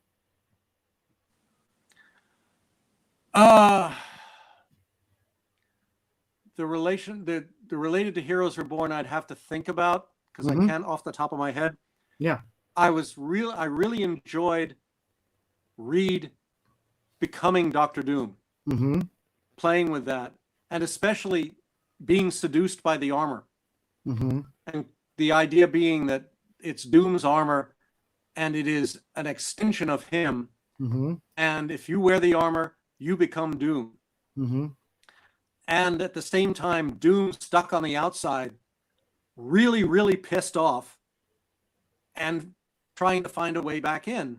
And in the consequences, if Bobby had let me, if I could have played with this for another year, what I wanted to have happen is as Sue gets more and more pregnant with Valeria, Reed is becoming more and more Doom and liking it. And Doom is becoming more and more like Reed and fighting not to like it, or actually not liking it and getting more and more bored. And it's just, with Doom, it's a reason for him to hate Reed all the more. Reed puts on Doom's armor and becomes a better Doom than Doom, not because that he's a nice guy, but that he's a more effective evil villain than Doom ever was. And Doom is like, God damn you. You're not going to take away everything. I mean, and that was why, in effect, at the end of the arc, when everything gets put back the way it belongs, Doom won't let Sue renounce the title. Because then the next step would be, no, you're my wife, honey. You're in Latveria now. And I'm not going to give you a divorce. and I'm not going to let the marriage be annulled. You had shenanigans with Dr. Doom, and I'll hold you to it. Which, you know, if she goes back with the FF, she's a home wrecker because he's not going to let the baby go. And, you know, again, it's the rule of unforeseen consequences. Mm-hmm. And Salva just did such a spectacular job with it. Mm-hmm. You know, the interesting irony is the wedding dress that Sue wears when she and Doom are married. Salva swiped the wedding dress that Maria Pilar, his wife, wore. Mm-hmm. So it's a little, So, you know, that's for me anyway, that's what I like about continued storytelling is the rule of unanticipated consequences. Yes. Something that looks evil, that looks sensible in the first issue gets weird as you go down the line and comes back to bite you on the ass. Mm-hmm. But that's the fun of the FF. From a writing standpoint, I don't have to worry about my ego because everything I did, Stan did better and did first. And they're great characters, and it's science fiction. So we can send the FF off to the other end of the galaxy and wham, one episode they're in the middle of a planet of computers and they're the best villains in creation, and wham, they're this. You know, it's just too much fun. Mm-hmm. I mean, that was, for me, what was so much, that's why I loved Extreme. Because Salva and I could just go totally crazy and wander the world. And I mean, never realized that Tom Cruise and what's her face, who he was married to, Nicole Kidman. Mm-hmm. She was a minister of the Spanish government, and he was a top agent of mutant control. Wow. Salva swipes from reality. But the irony about Extreme was when Salva got yanked because the editor-in-chief wanted him to draw the story he was doing. No, not the editor-in-chief, sorry, the publisher. Mm-hmm. And I ended up with Igor Corday. That turned out to be ecstatically wonderful in a totally different direction. Because Igor was a totally European artist. Mm-hmm. And what he brought to it was the sensibility that you're used to seeing in Angoulême, Mm-hmm. you know, out of European storytellers, except it was being filtered through my Stan 70 millimeter visuals, and it was wonderful. You know, leaving aside the idiot Stormporter, which was just totally self-indulgent, but we won't talk about that. Mm-hmm. But, you know, a weird sort of way, I can't really think of anyone other than Igor who could do the quote-unquote sequel to God Loves Mm-hmm. as well. Because when he was drawing the book, people who were mutants were creepy and not altogether nice looking. Yeah. And you got a sense of the cost the kids went through to grow up that way, of what a shadow of what Nightcrawler must have gone through. Mm-hmm. And coming from Sarajevo and the war, when we got the opportunity to do Excalibur version 2, which was going to be set on Genosha with Charlie. I mean, that's why I started the first issue with Charlie wheelchairing himself through the ruins, dragging this coffin behind him. I mean, it was both metaphor and to give you a sense of what Charlie's life is really like. Mm-hmm. It's all very well being the best telepath in the world, but how the hell do you move down the street when the street's blown up? Mm-hmm. But he laid out the first 2 issues, and they're wonderful. It's brilliant stuff. Why? Because coming from Sarajevo at the time he was there, he could see what war was really like. And we could put it on paper. Not quite as, you know, bloody, but it had a visceralness that for me was wonderful. And it was totally unlike anything you'd see in American comics. Mm-hmm. And yeah, I figured we'd get canceled after a year, but it would be a fun year. Mm-hmm. And it ended up not going in that direction, which for me as both creator and reader, I think is a heartbreak, because it could have been brilliant visually. Yeah. And I'm sorry we never got the chance. Oh yeah, I think that there's a lot of people that doesn't like Igor, in the X books, and I don't agree. I think it was a fresh air and completely different thing that the books needed. But that's Well, but the opinion. in the X concept, you can get away with anything. Because why? Because Uncanny and X-Men are going to stay the same no matter what. Mm-hmm. They're going to have top artists. They're going to have top stories. Great, not a problem. But it should leave. I would like it to leave some room, and I concede that I feel that way because I was writing it. Mm-hmm. I would have liked to see a little room on the edges to play, to try something unexpected. But there you go. Yeah. Not my company, not my $1 trillion. Yes. Let's.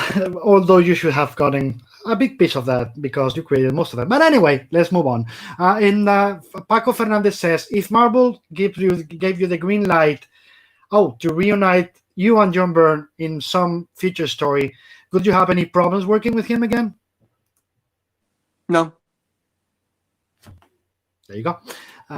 Next, were you, Logfrank asked, were you planning on making Sabretooth Wolverine's father Yes. all along? Yes. No, I mean that because, yeah. I actually, my origin of Wolverine is we have Sabretooth. And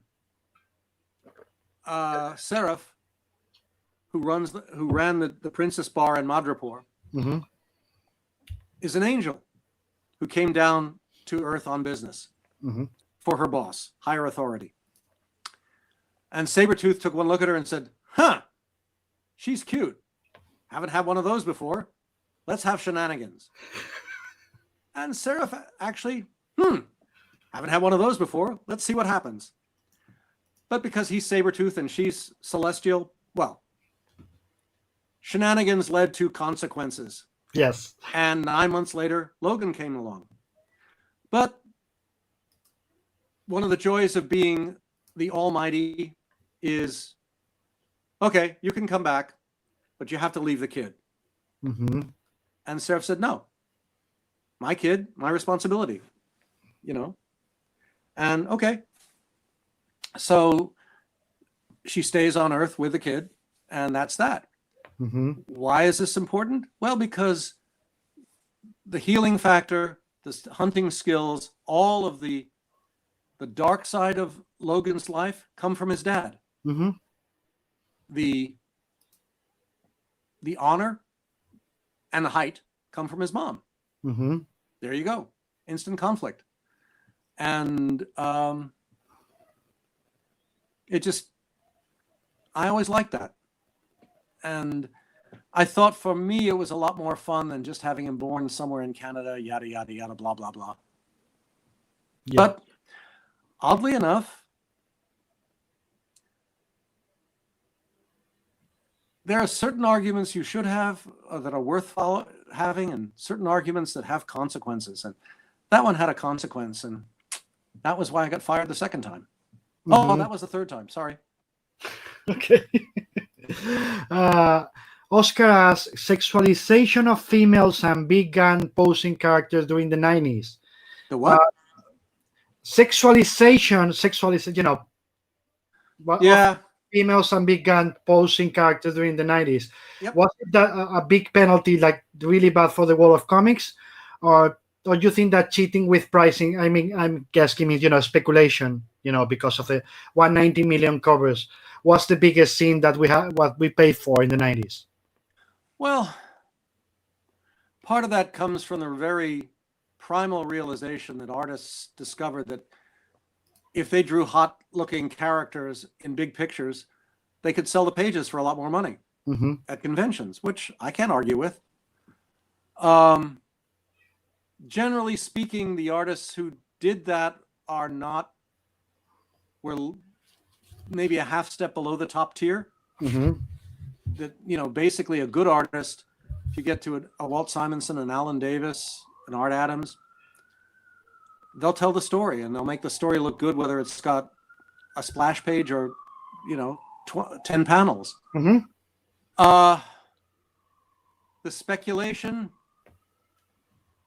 that's a marketplace thing. Yeah. My point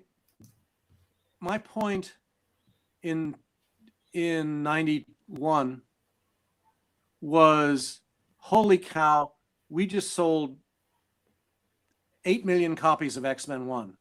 Great. I love it. The trick is not selling 8 million copies of X-Men 1. The trick will be coming up with stories and visuals that will enable us to sell, knock wood, high 6, 7 figures, 1 million copies of X-Men 12. Yes. And X-Men 15. Because if we can do that, if we can hit the mark and hold on to it for a year, that means we're not selling to speculators, we're selling to audience. Absolutely. And if we're selling to an audience, that's a game changer, because we've now created a publishing reality where the audience is growing. Because if you've got 1 million readers, they're telling their friends and telling their friends and so on. That was my dream. And if we had that kind of sales, would the crash of 95, 96, would it have happened? Would it have been so severe? And the problem was that the publishers went with trading cards. They went with multiple covers. Yeah, you'll get people who will buy 50 issues just to make sure they get all the covers. Yeah. But it's not the covers that should sell the story. It's the stories that should sell the covers. And the covers should be a once-in-a-lifetime special moment. Yeah. So that, everybody wants one. And of course, if everybody wants one, they're not a special. But for me, the books should never depend on gimmicks. The books should depend on the books. If you want to do special covers, do special covers and then come out with a collection that presents them all together. But you do it in a way that doesn't exploit. See, the problem has become, back in the dawn of time, we wanted to sell more copies every issue, so that each issue of Captain Marvel would sell more. Each issue of Warlock, of Jim's Warlock, would sell more. Each issue of the X-Men would sell more. So that if you start at 100,000, come back in 2 years and we're selling 500,000. Whoa! And you keep building from there. Now, the idea is you come out with a first issue that sells really well, and then it's a downward curve after that, downward slope after that. So books don't seem to be thought of as succeeding, except they're dying less slowly than other books. I mean, I was really pissed when they canceled X-Men Forever, because I loved working on it until I heard the numbers, and I thought, what the fuck? I would have canceled this like 25 issues ago. It would have broken my heart, but I would have canceled it, because if we're not even selling 25,000 copies, that's insane. I mean, again, the world I grew up in, publishing world I grew up in, you were canceled if you fell below 80 to 100,000. It's, yes, it's a different era, but you're not publishing to lose money. Absolutely. You're publishing to earn money. Earning money means selling more copies every issue. Yeah. And, again, the flip side of that is spending $5 a copy, $5 a copy, is insane Mhm. to me. On the other hand, the first federal budget I remember was $980 million. And now we're talking trillions. Mhm. Trillions. That's an... Okay, let's move on. Sorry, that's my political rant. Nah, for that's now. fine. That's fine. Rita Carambola says a comment. This is not a question. More things tell about the Crisis X-Men. There's a lot of female characters, very different, not interesting, and they are all treated as persons, as people. That their gender is not relevant in the pilot. It's only relevant when there's a good reason for it. For your female characters. Yes. She says that their gender is not relevant in the plot, except when there's a good reason for it. It doesn't matter if they're female or male. That's her view. Well, no, I think that it's relevant in who they are as character and how they interact with other characters. Mm-hmm. But it's also the same with the young men. Their powers. Everybody, that's what I loved about taking over the X-Men when I did. They were all brand new. It was the first time a new concept, a new series had been created at Marvel since its inception. Mm-hmm. The X-Men had been around, but only the foundation was still there. Charlie, the school, mutants, Cyclops. That was it. Everything else we cast aside. Yeah. So it was all brand new, which meant we could go where we liked, which is not something that you could do with the FF, not something you could do with Spider-Man, not something you could do with the Avengers. Mm-hmm. So it was a wonderful opportunity. But within that opportunity is the writer's responsibility as a creator to treat all the characters as individuals. Mm-hmm. Nightcrawler went center stage under Dave because he was Dave's favorite character. Mm-hmm. John wasn't as thrilled with Nightcrawler. He was thrilled with Logan. So, you find a way to balance the equation and to have fun, but always to treat the characters as people. Mm-hmm. Because each person on page will hopefully have an analog as a character amongst the readers. Yeah. One they like more or like less. A conflict that has a relevance to the reader. Mm-hmm. Rogue always wanted to be a badass. If you look at her in Avengers Annual, she's a total badass. Mm-hmm. Of course, she was only like 18, which means she can screw up, which she did. Mm-hmm. She can be lost. She can be essentially thrown to the wolves, which could be an argument made, could be said about Mystique when she handed her over to the X-Men, Mm-hmm. saying basically, I can't help her. I'm trusting you to help her. Mm-hmm. And then to the X-Men where, Carol walks in as Phoenix, takes one look at her, and the next shot, we see Rogue booming out the roof of the mansion and finally coming to a stop just outside the moon. Mm-hmm. When you're punched and you go flying 400,000 kilometers across the space, that's a punch. Mm-hmm. And she comes flying back and Carol does it again. Yeah. And then when Charlie tells her what's happening and I'm letting her in the X-Men, Carol basically says, fuck you. You know what she did to me. Mm-hmm. I'm not going to be in the same room with her. And she leaves. Yeah. For me, that's building a situation out of character. Yes. Avengers Annual showed you what Carol went through. That is the foundation of that reaction. Mm-hmm. The X-Men that Walter drew shows you the consequences. Mm-hmm. And they can't be recalled. Yeah. So there you go. Okay, Nuno Nobre asks, besides all the female characters you created, Magneto is one of the best developed male characters you ever wrote, I think. It's impossible not to be on his side and understand what he went through during his life. Mm-hmm. And then he asks, Would you collaborate with Luis Simonson and Anno Centi again someday? You guys were my dream team with crossovers and character development. Well, Wheezy and I did kind of cross over in a two-parter that headlined by Thunderbolt. Sort of like Dead X-Men rise and do some stuff. Yeah, sure. It's not up from a Marvel perspective. It's not up to us. It's up to them.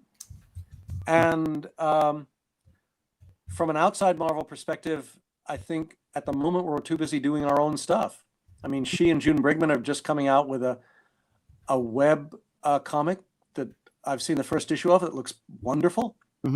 Anne's doing some really cool stuff, and I'm just sitting around twiddling my thumbs. But that's because I'm a guy. Locke from Howard asks, in the Inferno saga, how did the plot come together? Limbo, Madeline Pride, etc. I suppose it had to be really complicated to tie all those loose ends from, the years before. We had to close out the arc. That's all. And we wanted to do it. We had to do it dramatically, and we had to do it excitingly, and so we did. I'm sorry I'm not being more eloquent. It's just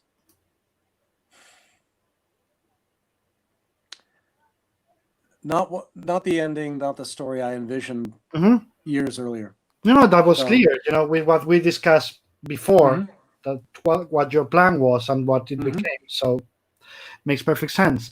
Holy cow. Yeah, that's what I was saying, guys. When the moment Chris says I gotta go, he's gotta go. So I see. I'm not even asking my own stuff or having a conversation as a plan. I give you all the time for the questions. So I'm sorry if we don't get all of them, but we're trying. Okay, Lori Sassy asks, did you realize how similar the LGBT minority life, was with the mutant metaphor, or was that pure?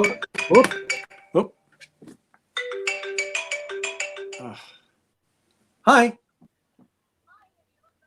No, I'm still in the interview.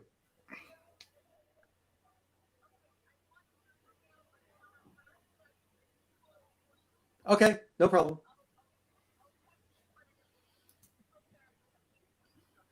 Okie doke. Bye, honey. 1 o'clock. Interesting. Okay, yeah, time for a little more, but then I got to hit the road. Yes, you just let me know when. Okay. And we'll do it. So Lori Sassy was asking, did you realize how similar was the LGBT minority situation with the mutant metaphor, or was it just a coincidence? The limit, this similitude, with all minorities is there, but I think the LGBT one in particular is really, really close. Well, see, interesting you should ask that question. So years ago, I'm flying back from Los Angeles on a 747, and for various reasons, mostly having to do with being poor, I'm sitting in the back of the plane in coach in the middle of the row, which if you're in the 747, that's a lot of seats. And I'm surrounded by about 100 young men in black ties and white shirts and black slacks, young Mormon gentlemen off on their to do their missionary work for 2 years. And because they didn't have movies at all in those days, I'm working. So I've got artwork on the little table in my notepad, and I'm writing. And I suddenly realize these kids are looking at me. And I look at them, they look at me, and, sir? Yes. Are those comic book pages? Yes. Silence. Sir? Yes. Are you writing those pages? You mean like script? Yes. Yes. More pause. Sir? Yes. Is that the X-Men? Yes. I'm sitting here kind of going, oh, geez. Oh, geez. And there was this longer pause. Sir? Yes. Are you Chris Claremont? Yes. And everyone's, I'm going, oh, geez. Sir? Yes. Would you like a brownie? My mom made them for me. Oh, cool. Didn't say my obvious. Oh, with hash? And they were really good brownies. And so I had a couple of brownies and we were chatting and said, so where are you guys off to? Well, we're flying to France and to Spain to do our missionary work. Mm-hmm. Oh, God, you are so lucky. You're going to be in Barcelona. Mm-hmm. Oh, man, the Sagrada Familia is just the most beautiful. You've got to climb up and take a look. The view, it's still under construction. The view is great. And then you could go to the Gaudi Museum. And because, I'd just been to Spain and I was feeling woohoo. And oh, sir, you're talking about doing tourist stuff. Oh, yeah. We're not allowed to do that, sir. We're on mission work. Come on, you got to get a day off. No, then we go to church. Oh, for gosh sakes. If God hadn't, So we had a lovely conversation. But the point of the story is Mormons feeling oppressed and discriminated against, so much so that they had to make their own state, mm-hmm. were seriously bonded to the X-Men. Mm-hmm. Even more bonded were Mormons who had been ejected from the church because they were gay. Yeah. So, and black people too.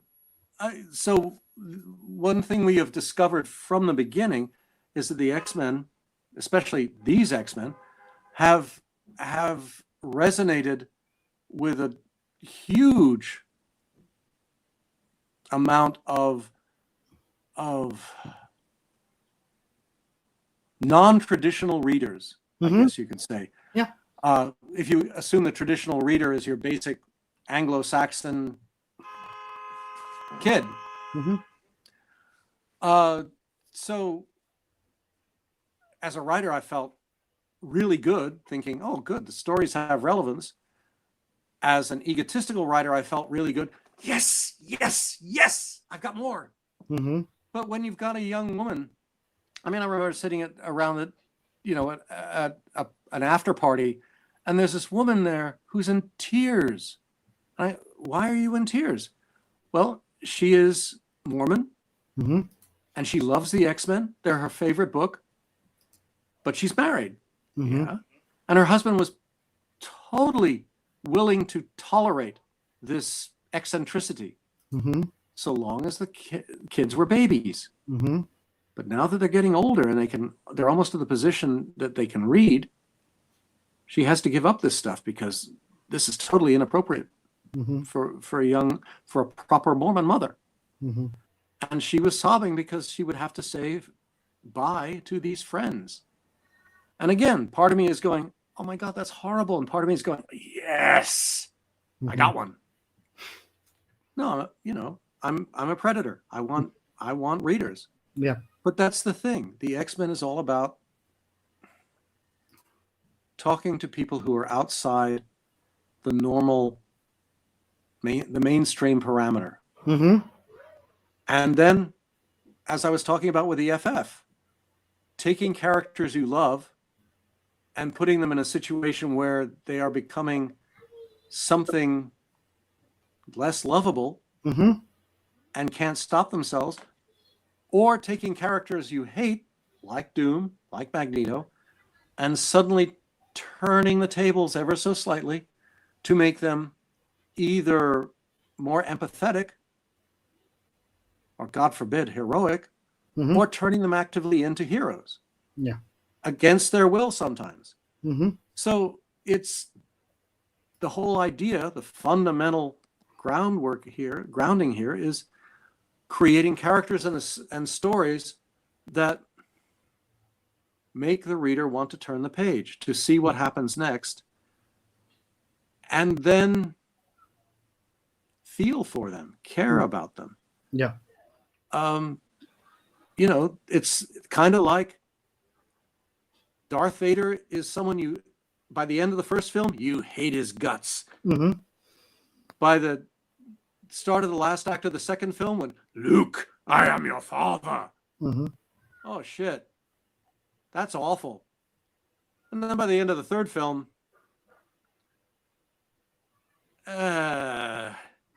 he gets better. He dies with honor. But coulda, woulda, shoulda been better. Mm-hmm. But even then, if you go back and look at X3, there is that moment at the end where Jean says, Logan, you've got to, and he kills her. Mm-hmm. And Hugh Jackman, like, oh my God. Leaving aside the previous 90 minutes, which were Yes. the less said about the better.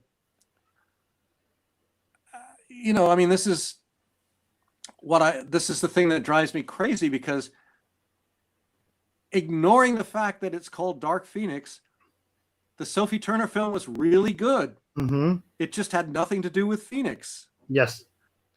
You know, if they'd called it Jean Grey's Really Bad Day, it would have been a much better film. Yes. But the giggle here is, why did it? What the hell happened? Well, here's a little story, because me ranting off on a totally different track altogether.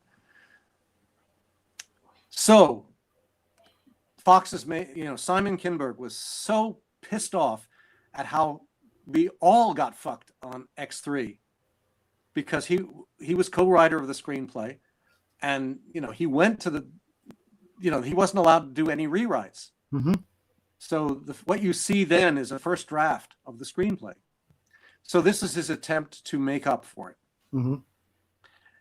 And, ready to come out in the, at Christmas, the last December of 18. Whoopee! So suddenly he gets a call. Fox wants, Fox is like, they're pulling the film off the line. Why? Well, they got a call from Disney. Well, actually, they got a call from Marvel at Disney, who said, you can't do it. Why? Apparently, Dark Phoenix and Captain Marvel have the same third act. Why? Well, remember what I was saying before, where Binary comes out and punches Rogue to the moon? Mm-hmm.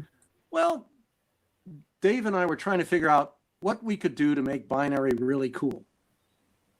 Oh, we have all these powers lying around because Jean's dead. We'll give her Phoenix powers for the time being. Mm-hmm. And just change the names and give them back to, to Rachel when she shows up. So, Carol, as Binary, has all of Phoenix's powers. Well, sadly, Disney can't use Binary because Binary is an X character, and that means she's controlled by Fox. Mm-hmm. On the other hand, Carol Danvers is a Marvel character, which means she's controlled by Marvel, which means technically the powers are Carol's, which means they can be part of Marvel. So they swiped the powers, gave the powers to Carol. Carol becomes Captain Marvel with all of Phoenix's powers. Mm-hmm. Because if you look at her in Captain Marvel and in the X-Men, wow, she glows in outer space. Who does that? Oh, Jean does. Mm-hmm. She fires bolts of stellar energy. Jean. She does all of Jean's stuff, but as Captain Marvel. Mm-hmm. Oh, for goodness sakes. So when Jean was going to do all of Jean's stuff as Phoenix, can't do it. Mm-hmm. So when it was originally supposed to come out, it suddenly gets pulled. And then the next thing that hits the grapevine is they're reshooting the third act. Shit. Have you seen it? Yeah. Everything from the moment they're on the train is a reshoot. Mm-hmm. But of course, it took 6 months to get everybody back together for that reshoot because they're all off on doing the next gig. Yeah.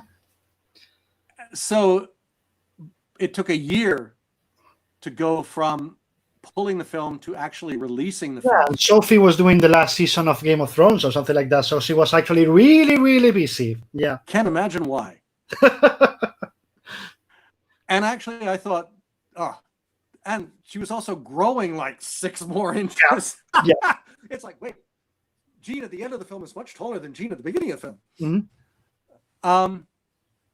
But so the film comes out, and they basically had to remove everything visually and textually that refers to her as Phoenix. Mhm. Except, of course, for the bird that got snuck in the last scene at the end of the credits where she flies away. But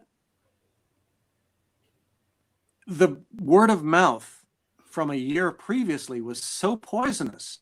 Mhm. The fan reaction was so full of, damn you, you've screwed it up again, Mhm. that the film never had a chance to establish its own base. Because I would go to conventions and say, anybody here seen Dark Phoenix? And did you like it? Yes, it was a good film. Most people said, no, why go see it? It's a piece of shit. And it's like, oh, one other thing. You know how Fox and Marvel merged, at the beginning of 19? Mhm. And then you get to the middle of, you get to May, and boom, Captain Marvel comes out with all of Jean's powers, and it does $1.6 billion. Yep. Whoa! And then Endgame comes out, or whatever the hell they're calling it, and it does, I don't know, how much money have we devoted to Covis this week? 2.4. 2.4, yes. And then 2 weeks later, Spider-Man comes out from Fox, but Marvel gets a cut. From Sony, yeah. 1.7. What happened in the third week? X-Men. Well, Dark Phoenix. Yeah. How did Dark Phoenix do? 300 million. Why? Because it couldn't get into any theaters because they were all still showing Avengers and Captain Marvel, and they had to boot it because it not only didn't do what they expected, but Spider-Man was coming. Mhm. So it's like, if you want your classic, oh, for goodness sakes, phooey moment, there you go. Mhm. Mhm. So win some, lose some.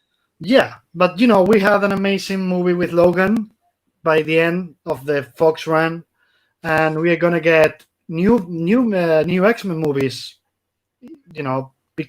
Feige keeps saying they're coming, so Oh, I'm sure they are.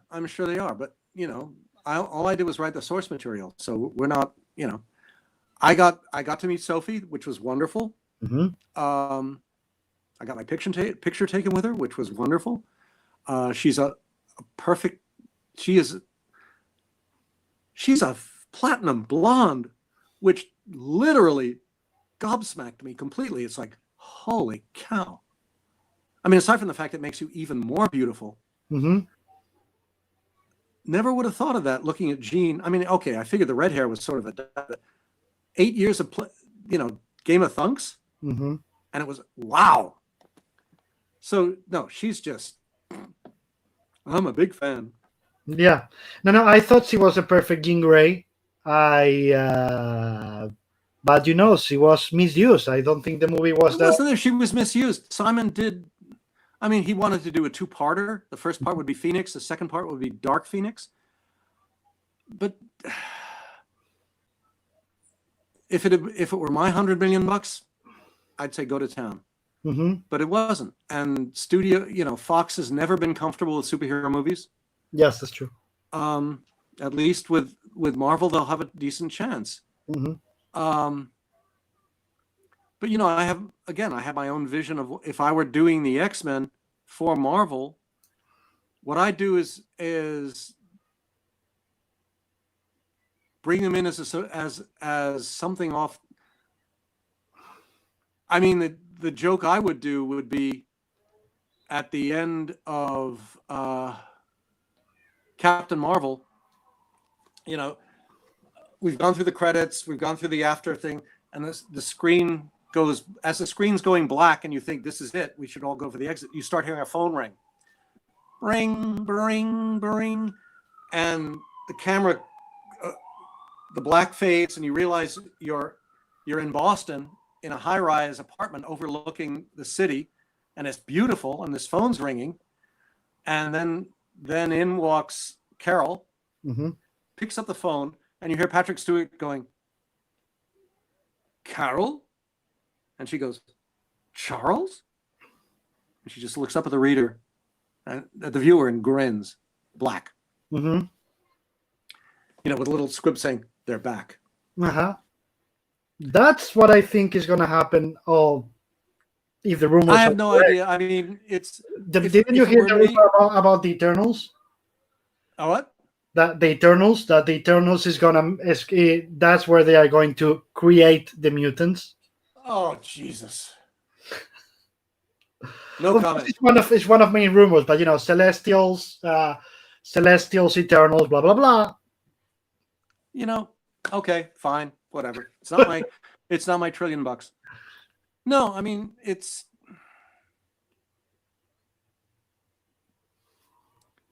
I mean, one rumor was that they wanted to shift Magneto. They wanted to make Magneto black and shift him down to Rwanda.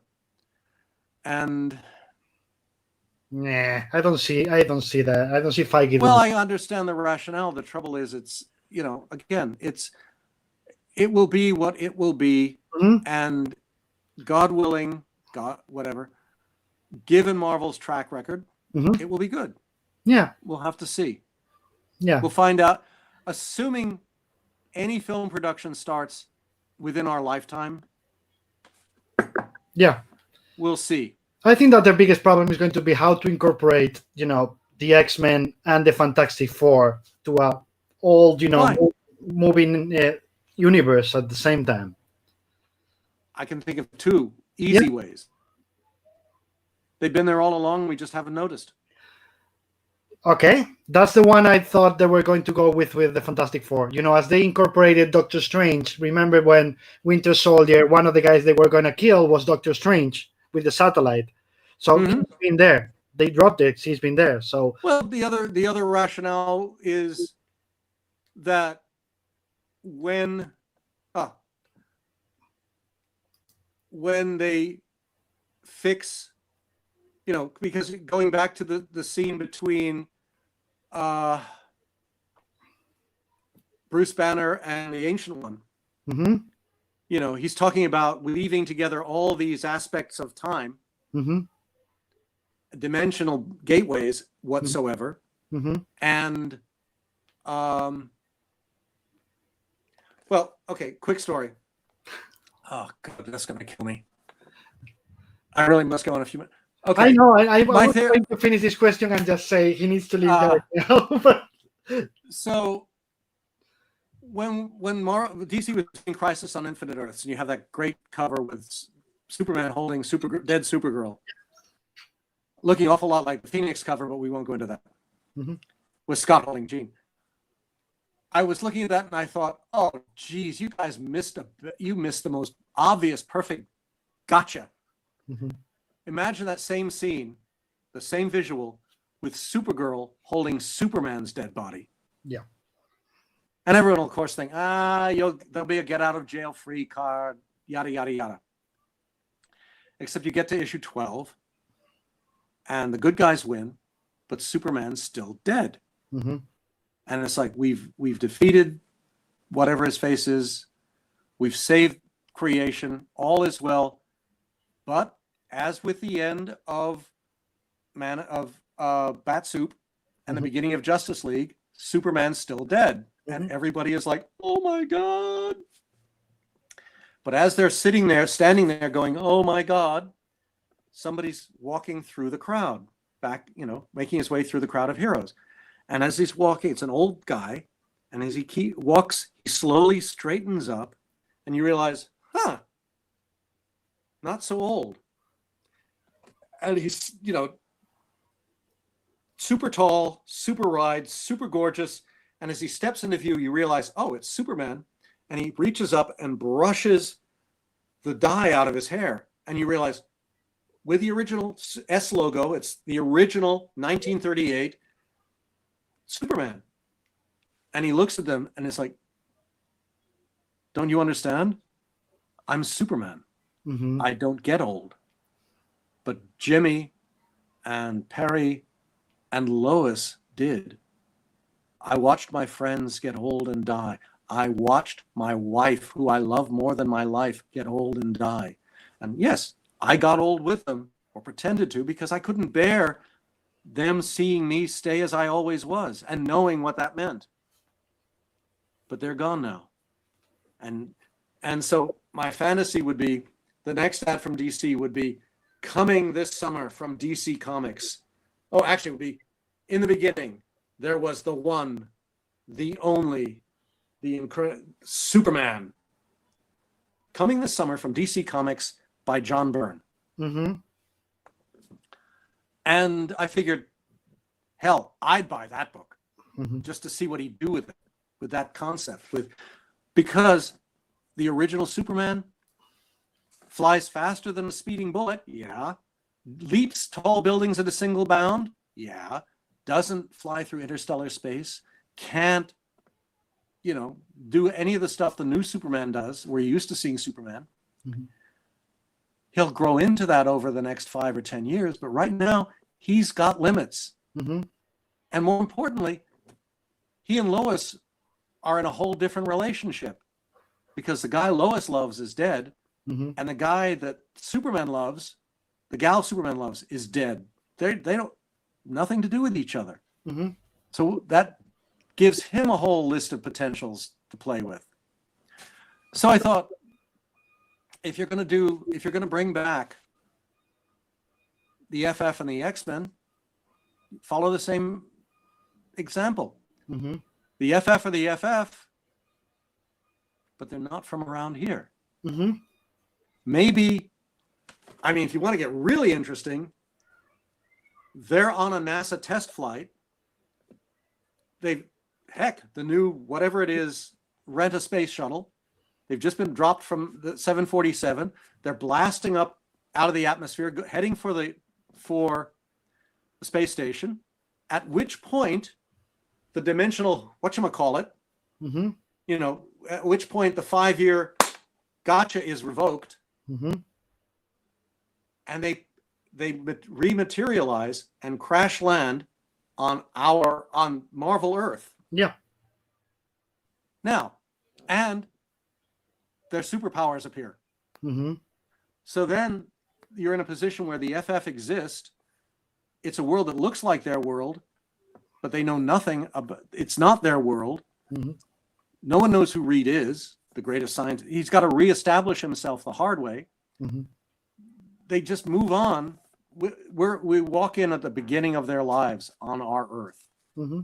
And as for the X-Men, mutants have always been there. You just haven't noticed. Why haven't you noticed?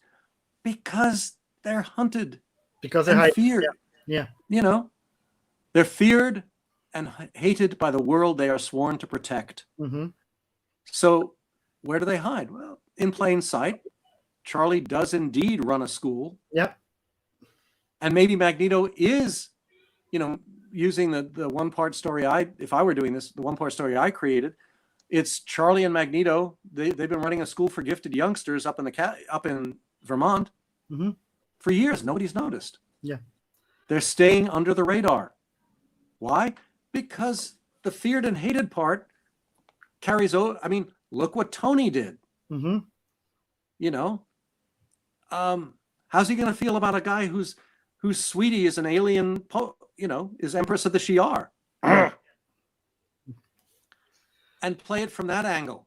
Mm-hmm. You take the core elements, twist them to fit the Marvel universe. Yeah, you can have Nick Fury being the only one who knows. Who knows that? Why? Fury. Why?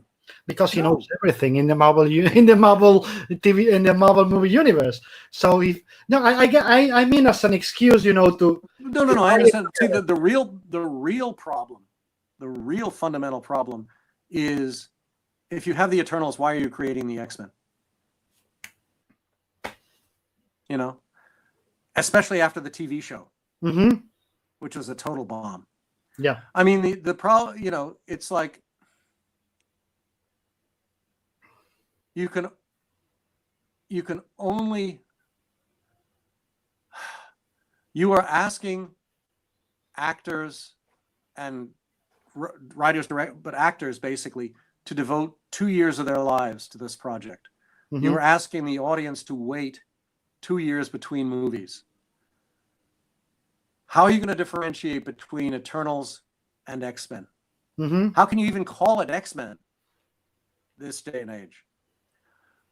How do you fit it into an arc where you've got to reestablish the Avengers, Mm-hmm. you've got to establish the Fantastic Four, you've got to introduce new solo characters. You can do this on a comic, but unless you're going to do a 9-figure Disney film, a 9-figure Marvel film, literally every month, how are you going to do it? Yeah. At least they put Cage and the Defenders and Iron Fist and Daredevil. Jessica Jones and Daredevil on TV, which is actually a lot more logical place for a lot of this stuff than movies, simply because with the capabilities of widescreen high def TV, you can get away with the same fun on TV that you put in a theater, yeah. In a theater. More importantly, you don't have to worry about COVIS. Mm-hmm. You just watch it in your house.